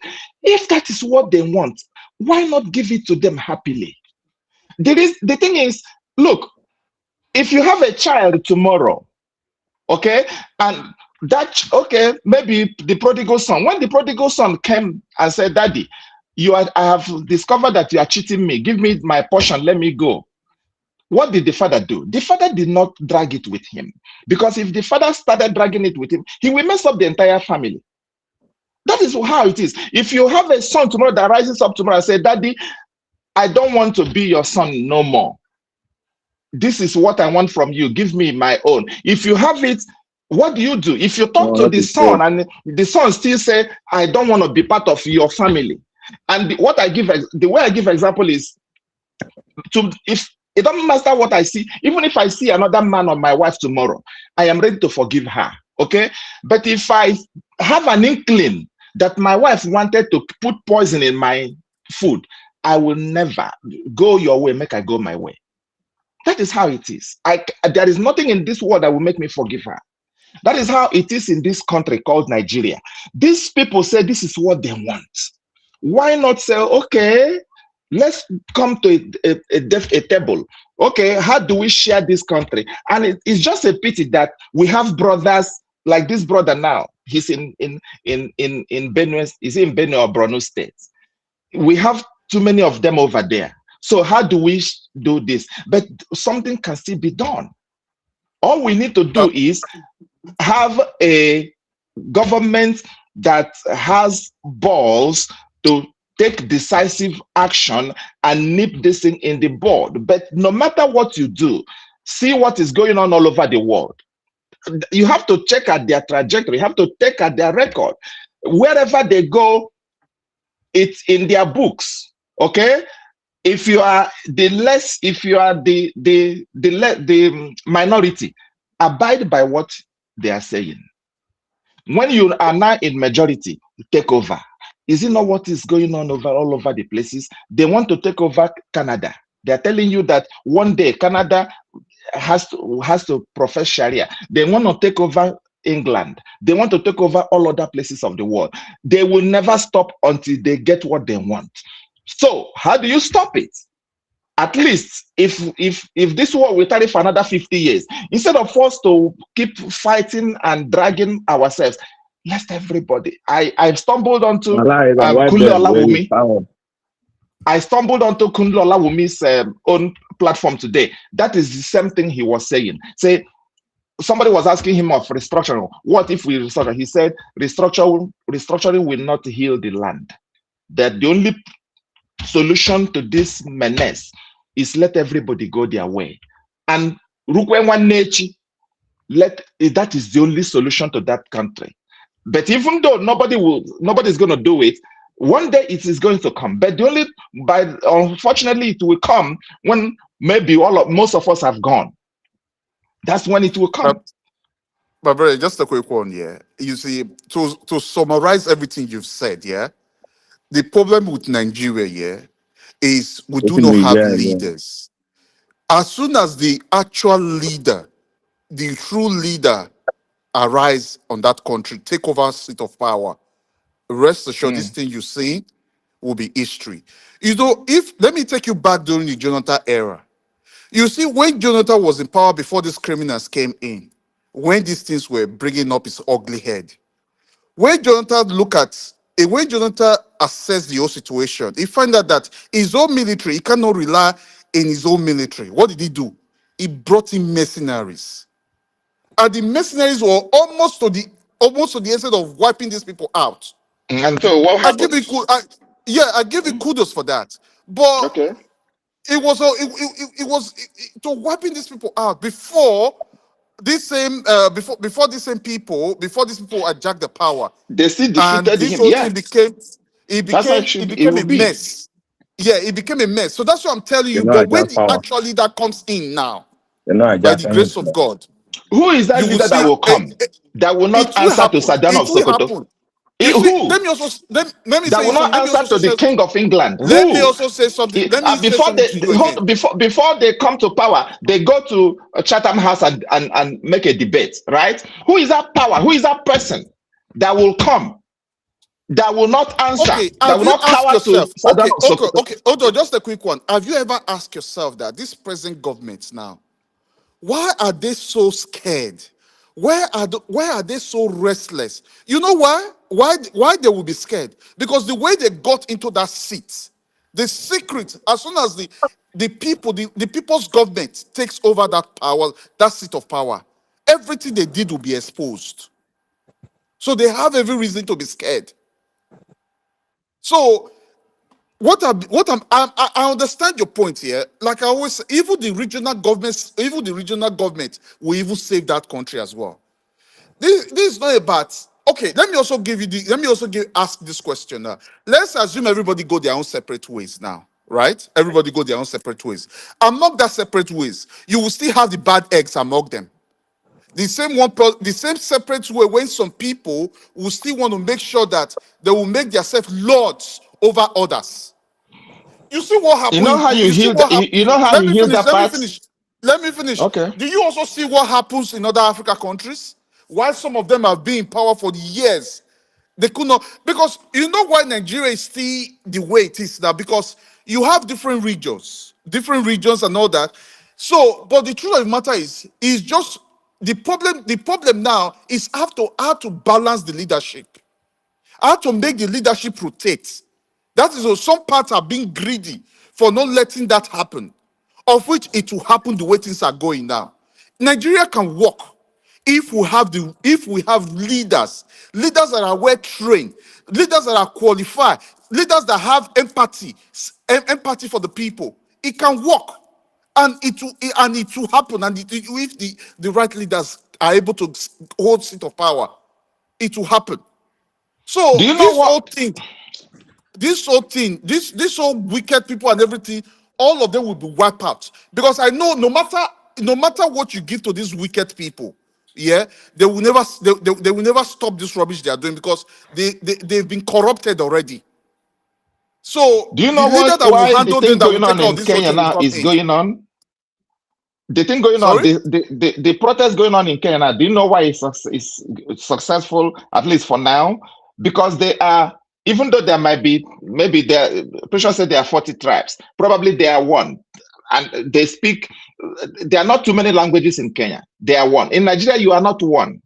Because even if you say, let's call a protest, a heavy protest, if it's an Igbo man that is there, you will see a chunk number of, a handful percentage of Igbo people that will say it's our brother. The same thing that is going on right now. If you call protest against Tinubu, Yorubas will say he is our own. We are That not is going what we need to to back you. eliminate now. That is How do you within eliminate us. it?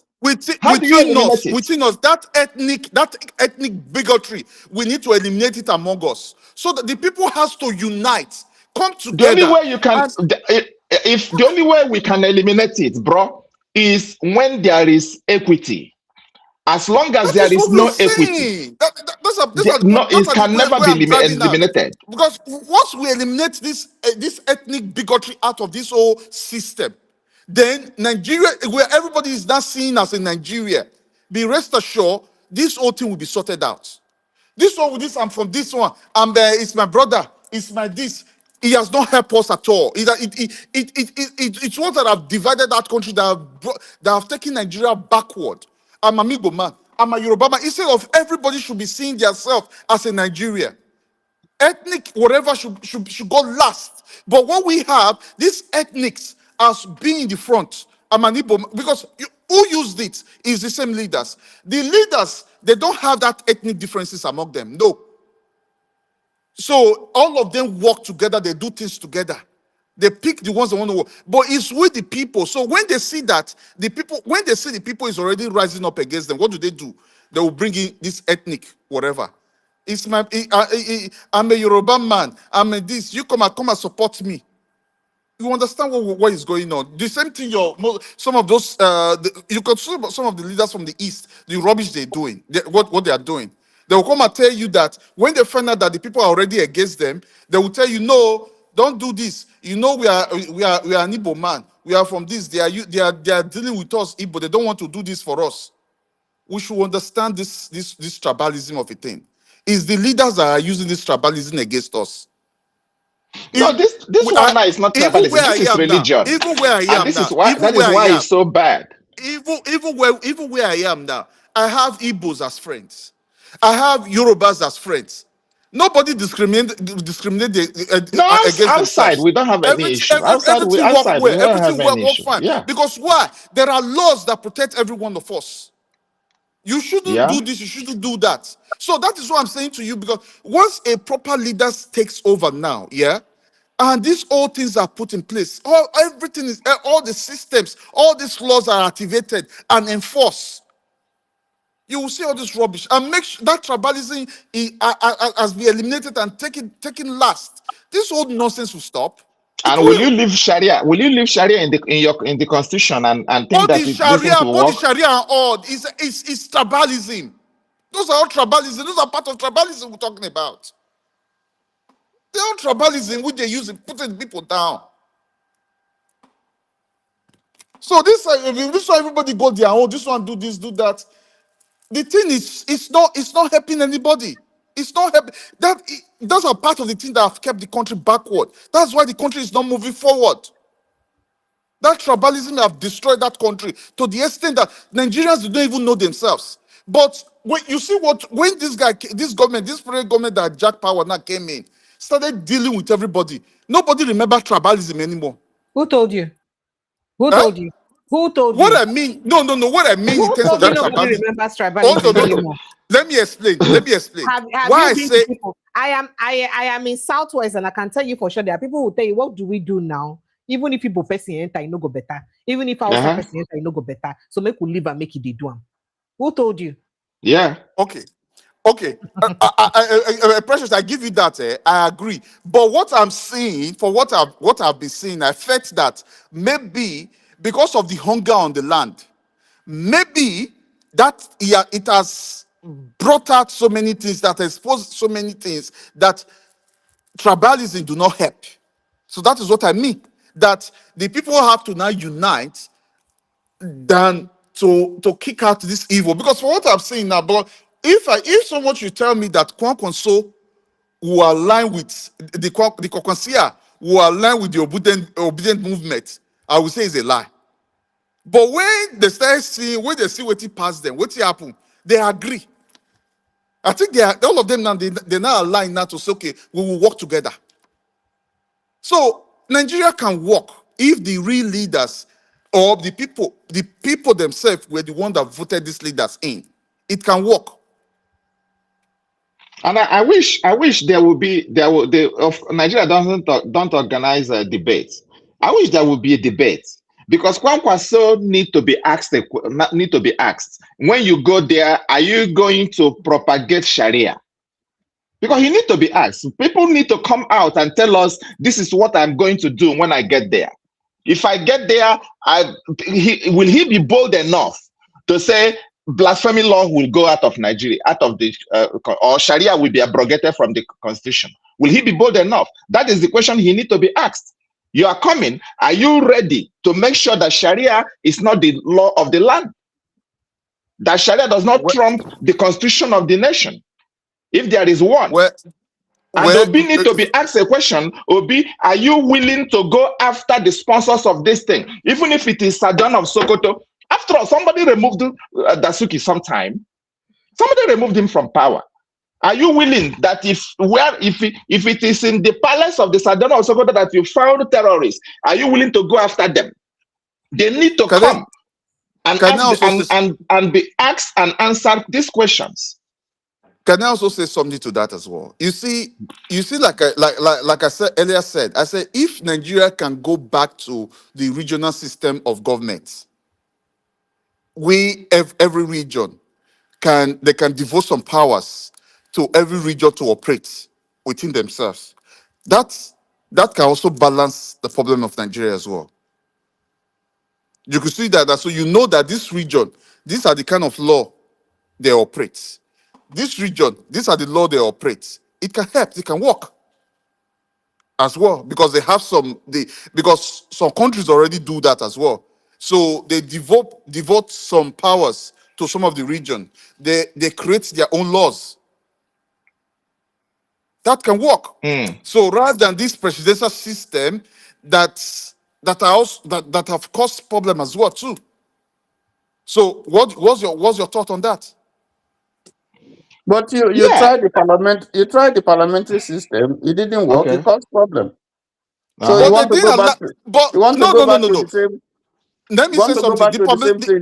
They did allow problem. it to work now. The people do not. The patient was not there to try it out.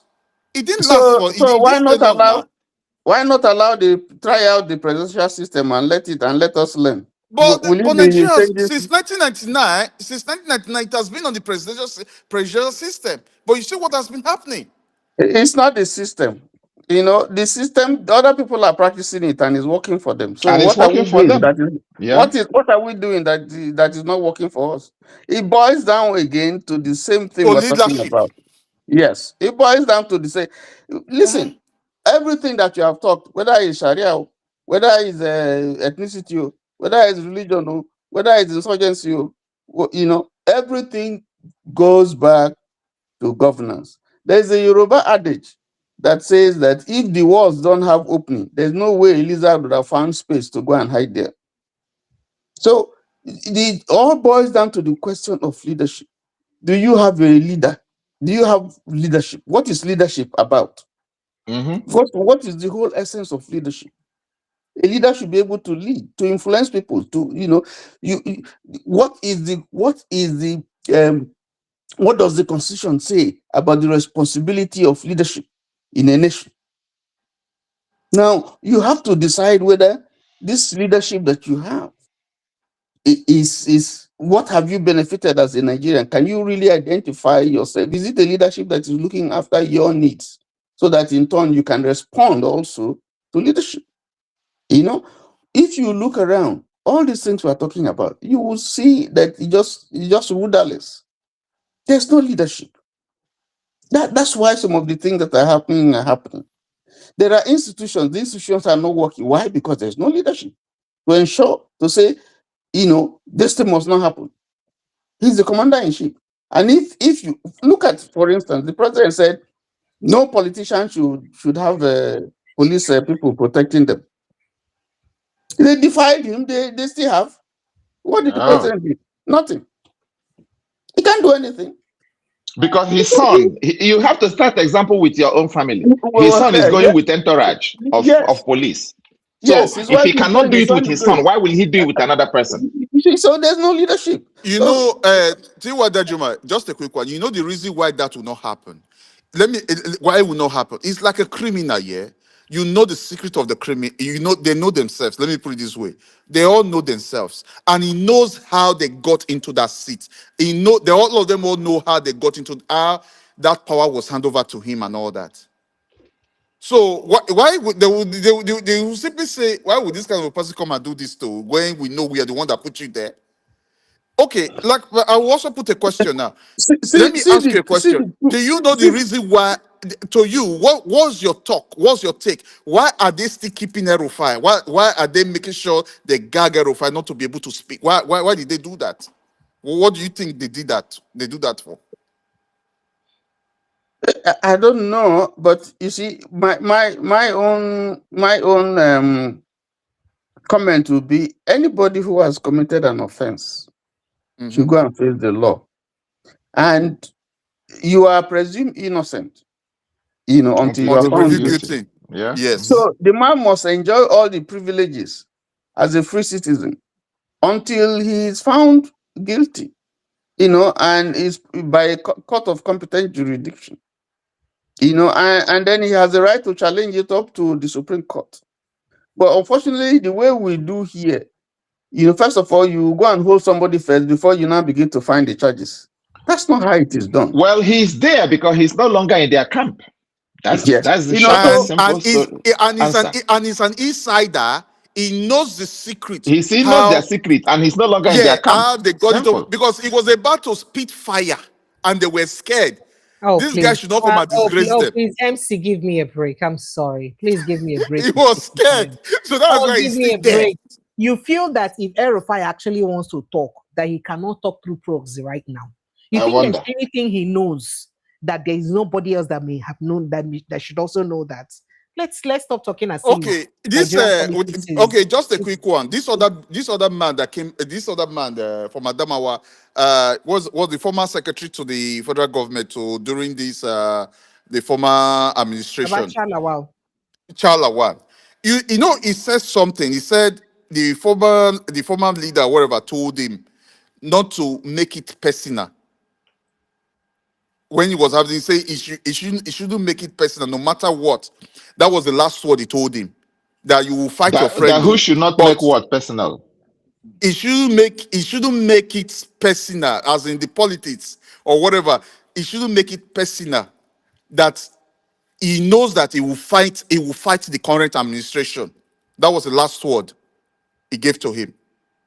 Oh, he gave to Erufai. Not Erufai. He gave to Chalawan. Okay, the former president.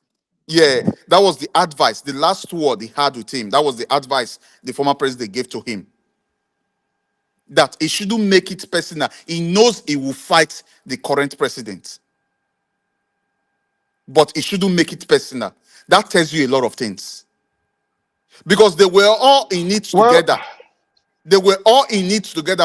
They all know what they did in bringing him to power. The issue with Nigeria, I will say it again, is what Zeke said. A broken bottle has no mequatarism. That is where we are. And I say it always. Even if you bring a scent that will sanitize Nigeria, that is for 8 years, right? After 8 years, somebody else comes. Remember, this agenda is on the table. This agenda ain't going nowhere. The agenda to make you worship who you don't want to worship, the deity you don't want to worship, is on the table. And because it is not only this, the people funding it are not only Nigerians. People funding it are from outside of the country. Okay? And Nigeria is the most populous black nation in the world. So if they get Nigeria, it's at least it's 30% that they have gotten Africa. So it doesn't matter. I still lean on the same table I am leaning on. The only solution, yes, when you divide it tomorrow, people will say, oh, Igbos will kill themselves. You let them kill themselves. If only 2 people remain, then they will be wise afterwards. Let Yorubas go and kill them. After all, there was one time Modakeke and Ife. There was one time Aguleri and the other Omuleri. We all had them. Thank you, Mr. BC. But what give me a happened? second. Let me quickly speak to the person over the phone, please. Well, good evening, sir, and welcome. Yeah. Yeah. I just want to. My name is Mark Wachkun. Omar Patrick, you're welcome. Yes, please. Yeah. Yeah, you're from Sheffield. You're welcome. The judgment today. That's where which of the judgment are you talking about? The judgment of the PDP and APC. ADC. Let me just focus on ADC. No, the PDP judgment was reserved. The ADC judgment was reserved. So I don't understand what you mean. Yes, that is what we call in those days in seminary. Is it concilia infidia et insata? Just look at it. I just look at it as what we call judicial infidia et insata, which means unworthy judgment. Unworthy. Why do you think it's an unworthy judgment? They never give judgments now. Then hold them. They say the judgment is indefinite. Judicial infidia et insata means indefinite judgment. Yeah, that is the thing, and it's a trick to malign some people. You know, we've been warned by NBC, so we're careful of what we're saying.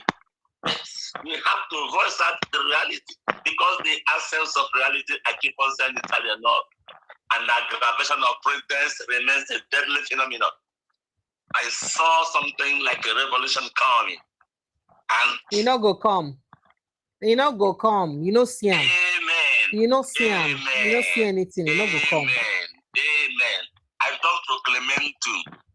I don't promulgate doom, but we can't have this. I feel like flying back to Nigeria to the part of this battle. I don't know. Fly back now. Honestly, fly back, sir. I have my voter's card here with me. I wouldn't mind coming down to Nigeria, because this thing is becoming too much. We are angry. We don't like this. This is just a calculated attempt to destroy opposition. And we are angry. Nigerians are angry. I was going to London to follow them to protest.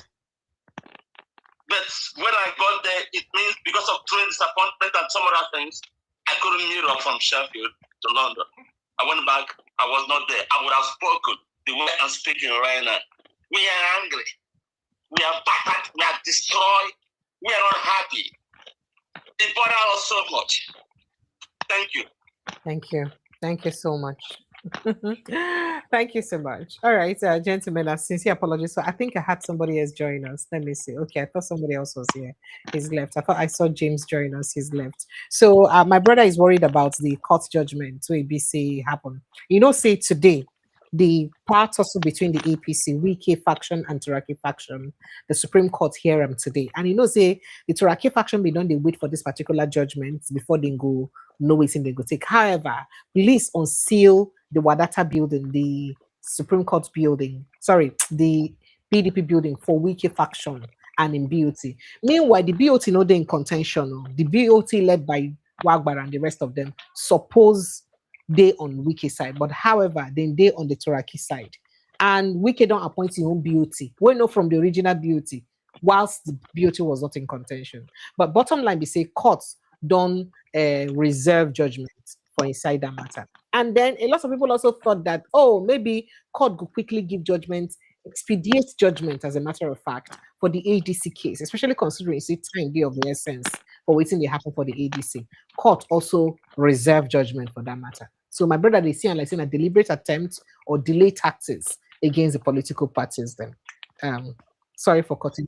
So reserve it until when? Did they say give any specific date? date of when the judgment? Yeah, it's deliberate now, because what they want to do is let whatever timeline that INEC has given elapse. That was what they did with Labour. When P2B had gone out, that's when they now said Abure is no longer the chairman. Okay, so what they want to do is let the timeline elapse. So and then they will now just like what they did in Rivers. What they did in Rivers they State. said that it's the judgment is reserved until a date that they will announce later. So that date is after elapsing of the timeline of INEC. The same thing they did in Rivers. After the fact, they came up with a judgment indicting the presidency. That's what is going to happen. But now that we're talking about what is going on, I'm sorry. Obviously, I don't agree with you. Okay, let's see. I don't agree with you. The reason is that they have fast-tracked this trial because, I mean, the speed with which the case was heard. I mean, it didn't take long. It didn't take long for the Supreme Court to hear the cases, the two sides that because obviously the Supreme Court knows that you are dealing with timelines here. So I'm not going to prejudge what the court decision is going to be, because we already, if you flash back, you see that we have had cases like that where the Supreme Court, has had cases where it's okay, we reserve judgment until a future date. So when they are ready, we don't know what the issues are, we don't know what the deliberations are, consultations are. When they are ready, they are going to invite the parties and then give their judgment. And I think at that point we will deal with it. But the critical question to ask is, NNPP has problem, Accord has problem, Labour has problem, PDP has problem. And so you begin to wonder, how can all these parties in a democracy, so-called democracy, be having problems? And if you listen to what the chief of staff to the president said, which in a sane country should have made him to resign, saying that they are happy that these things are like the opposition party is being thrown astray and so on and so forth, and that they even encourage it. So there is all these things where they say no, not be the president, not be the APC they do. Now he has made it better. Say now them they do, and that is deliberate, and that is what they want to happen. So it's for Nigerians and those who are going to vote to see that there is a deliberate effort and attempt to emasculate opposition and to make sure that not only them, we create a situation where it's only one party that will contest this election, and they will put impediments and booby traps and this thing on the way of every other party. That why are they going after Accord? Because there's somebody there who they are targeting. Why are they going after Labour? Of course, we know the reason why. Even now that they seem to have resolved, it appears that they have resolved the Labour Party issue.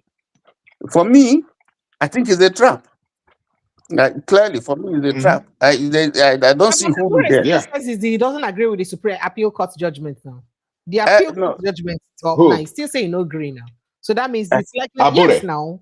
The given yesterday, he said he's not agreeing. But again, please, I think that there is something more important that we should be looking at. As much as I don't want to be a prophet of doom and I don't want to talk about this, look like, I mean, some people don't they talk on the side say we're waiting they go on for Nigeria. We sure say we won't hold election for 2027.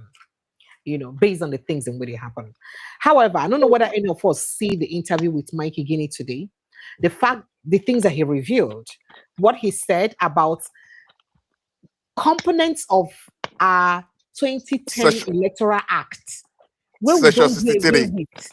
You understand? Where they say put a dangerous loophole where we give access to electoral officials giving their discretion on the kind of ballot paper we will use, not mandating that only signed and sealed ballot paper from the electoral umpire can be used, as long as say na ballot paper share within the discretion of the elect. Do you understand that? That kind of thing that they had done away with because of how dangerous it was, and they changed it in the previous Electoral Act. Guess what? It's now reinvented into this Electoral Act.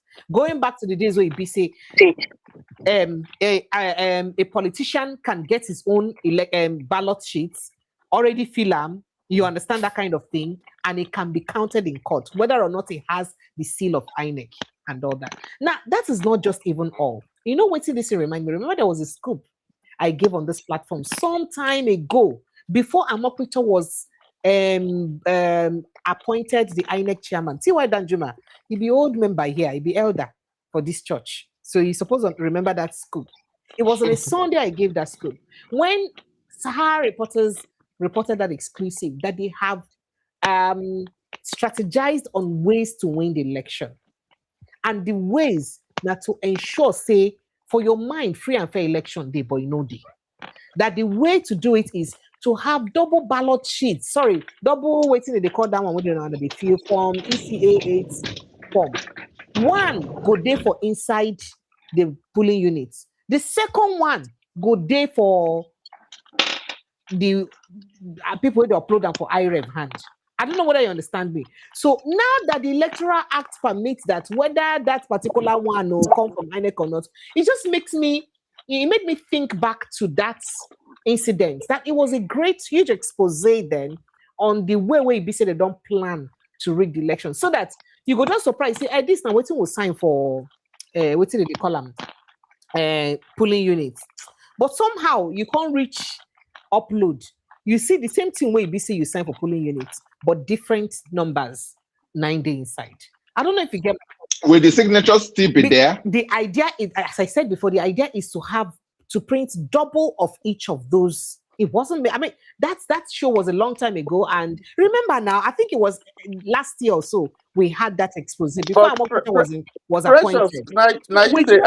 Beginning they talk now way there for the Electoral Act, and they come, sir. We just say Mike Igini they talk now way there for inside the Electoral Act. It just makes a bit more sense. But that is not even my issue. My issue is that why did he have to take a Mike Igini after how many months of signing the Electoral Act to recognize all these dangerous loopholes? Why did he have to take him? Where are the rest members of the electorate? I'll go find that video. They talk, make a bring them. Because he left. If he didn't leave, he won't say it now. Because he left. Because we need to see what's going on in Nigeria. Precious. So why did he have to take Mike Igini? Where were the opposition lawmakers? Or people are not saying that, could it be that what was signed by government, or that clause was added by the government at the, at the presidential executive during the, signing level? Because I don't understand how we will get opposition. Then go add these dangerous clauses and they no. Precious, I told you that this thing is complex. You say no. So you don't see the complexity now, Abby? Okay. But take that one aside. Mike Igini, even this one when he talk, I can bet you, if you ask him tomorrow, he will tell you he gets some threats. The man has been speaking. Not be everything where Panwan Tapa see on top of tree, now they talk. No, it's not. That's not wisdom. There are certain things, he's on oath. Having served in INEC, there are certain things he can say. But the point that I'm trying to make, I just want to move away from this thing. Those 400 people or 200 people where they kidnap, tell me inside bush where you have accommodation to accommodate those people. So tell me 400 people inside bush that if you send a drone, you'll not be able to pick them. So, but are you sure they don't have houses in there? You bring me back to the same issue where make they tell you say waiting you they talk no no adopt now. Are you sure they don't have houses in there in the bush? Are you sure the government did not build them houses? You tell me, but you were the one who was saying that it is complex. That's why government cannot handle it. And I'm telling you what's complex No, about it. I'm not. No, you don't understand me. I'm not saying it is complex. That's why government cannot handle it. I say that this thing has gotten to a point where it has now become complex, where an incompetent government can't even do anything because it's not ready to do it. And that is why That's the point I'm making incompetent to you. government should walk off, get off. And that is why we Nigerians should stand against any incompetent government when they play with our lives. Because we're talking about the lives of real human beings here. Did you see the Can I add something? Whether not true, just 1 minute. Whether not true cool or not be true cool. Did you see the list of people where they say they won't fight? Yes, I saw them. So it would have been very, very bloody. As in they cry. Yes, it would have been very. They met their family members today for the first time, and they don't court martial them. Okay, fine. Thank God that thing didn't succeed. But can you imagine if it has succeeded? You see the list of people they won't fight. The question you would ask: why would they want to do that? Why?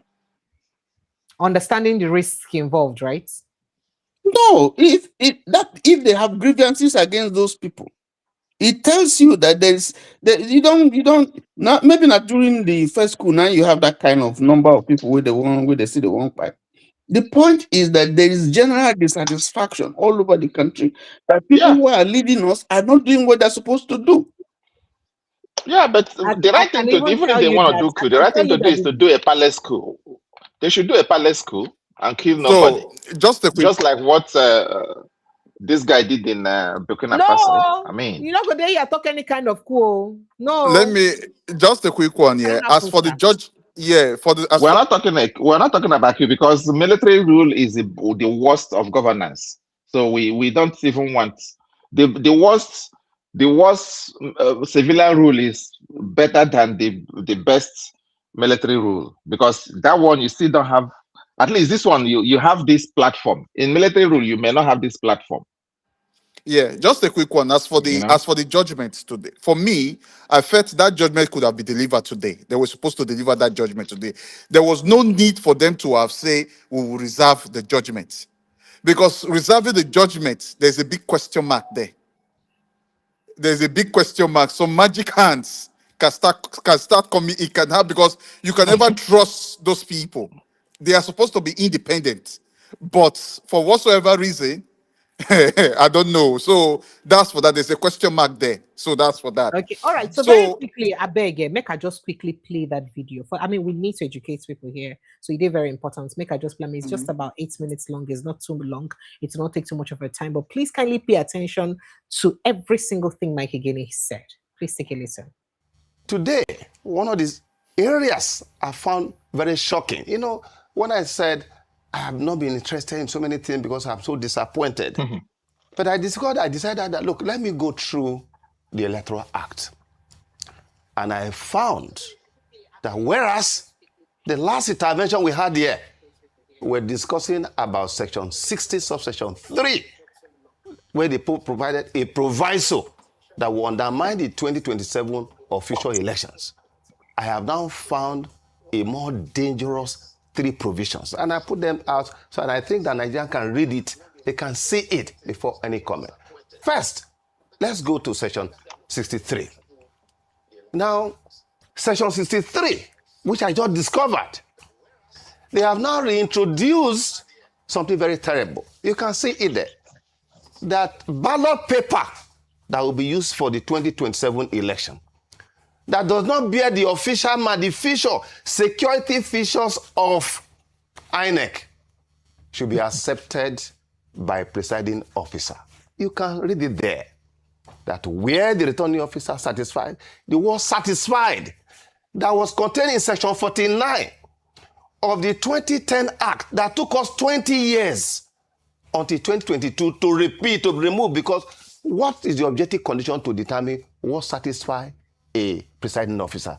The presiding officer has now been given the discretion to now accept ballot paper, notwithstanding the absence of the official mark, and to count that ballot paper. What that means is that before this election, politicians who now have access to the the security features of INEC ballot, they are going to produce their ballot papers. They're going to print their own ballot paper that have to be accepted. This is dangerous, as put in the Electoral Act.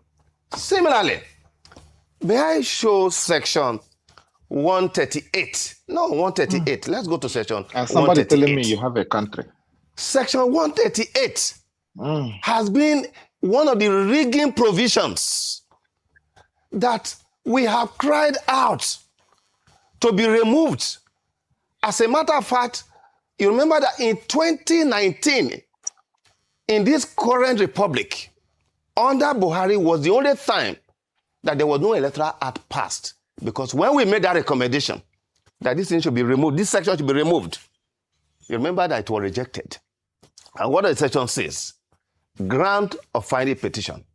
It says that an act or omission which may be contrary to the instruction or directive of the commission or of an officer appointed for the purpose of election, but which is not contrary to the provision of this act, shall not of itself be a ground for questioning the election.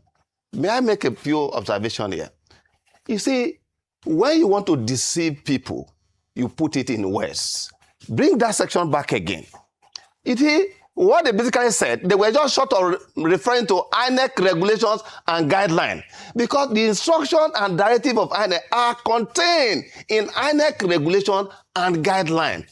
They are saying that a presiding officer, an assistant presiding officer, a collation officer, a returning officer, they can abandon it. So they provided immunity there without repeating. Then let's go to the last section.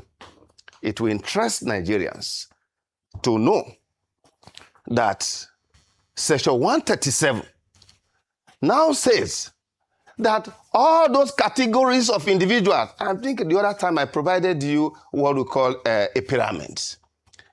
All the categories that we have just mentioned, presiding officer, returning officers, it says that where the petition, that's anybody go to petition now, to go to file a petition, complains of the conduct of an electoral officer, a presiding officer, returning officer, it shall not be necessary to join such officer. That is those who have disobeyed to follow INEC instruction and guidelines, that it shall not be necessary to bring them to the commission. That was why, you remember in 2019, in 2023 and previous elections, you find that because INEC has been joined, you are saying that the people who rig election, presiding officer who actually were the maker of the document, you said because you have joined INEC as a respondent, it shall not be necessary to bring them to the tribunal.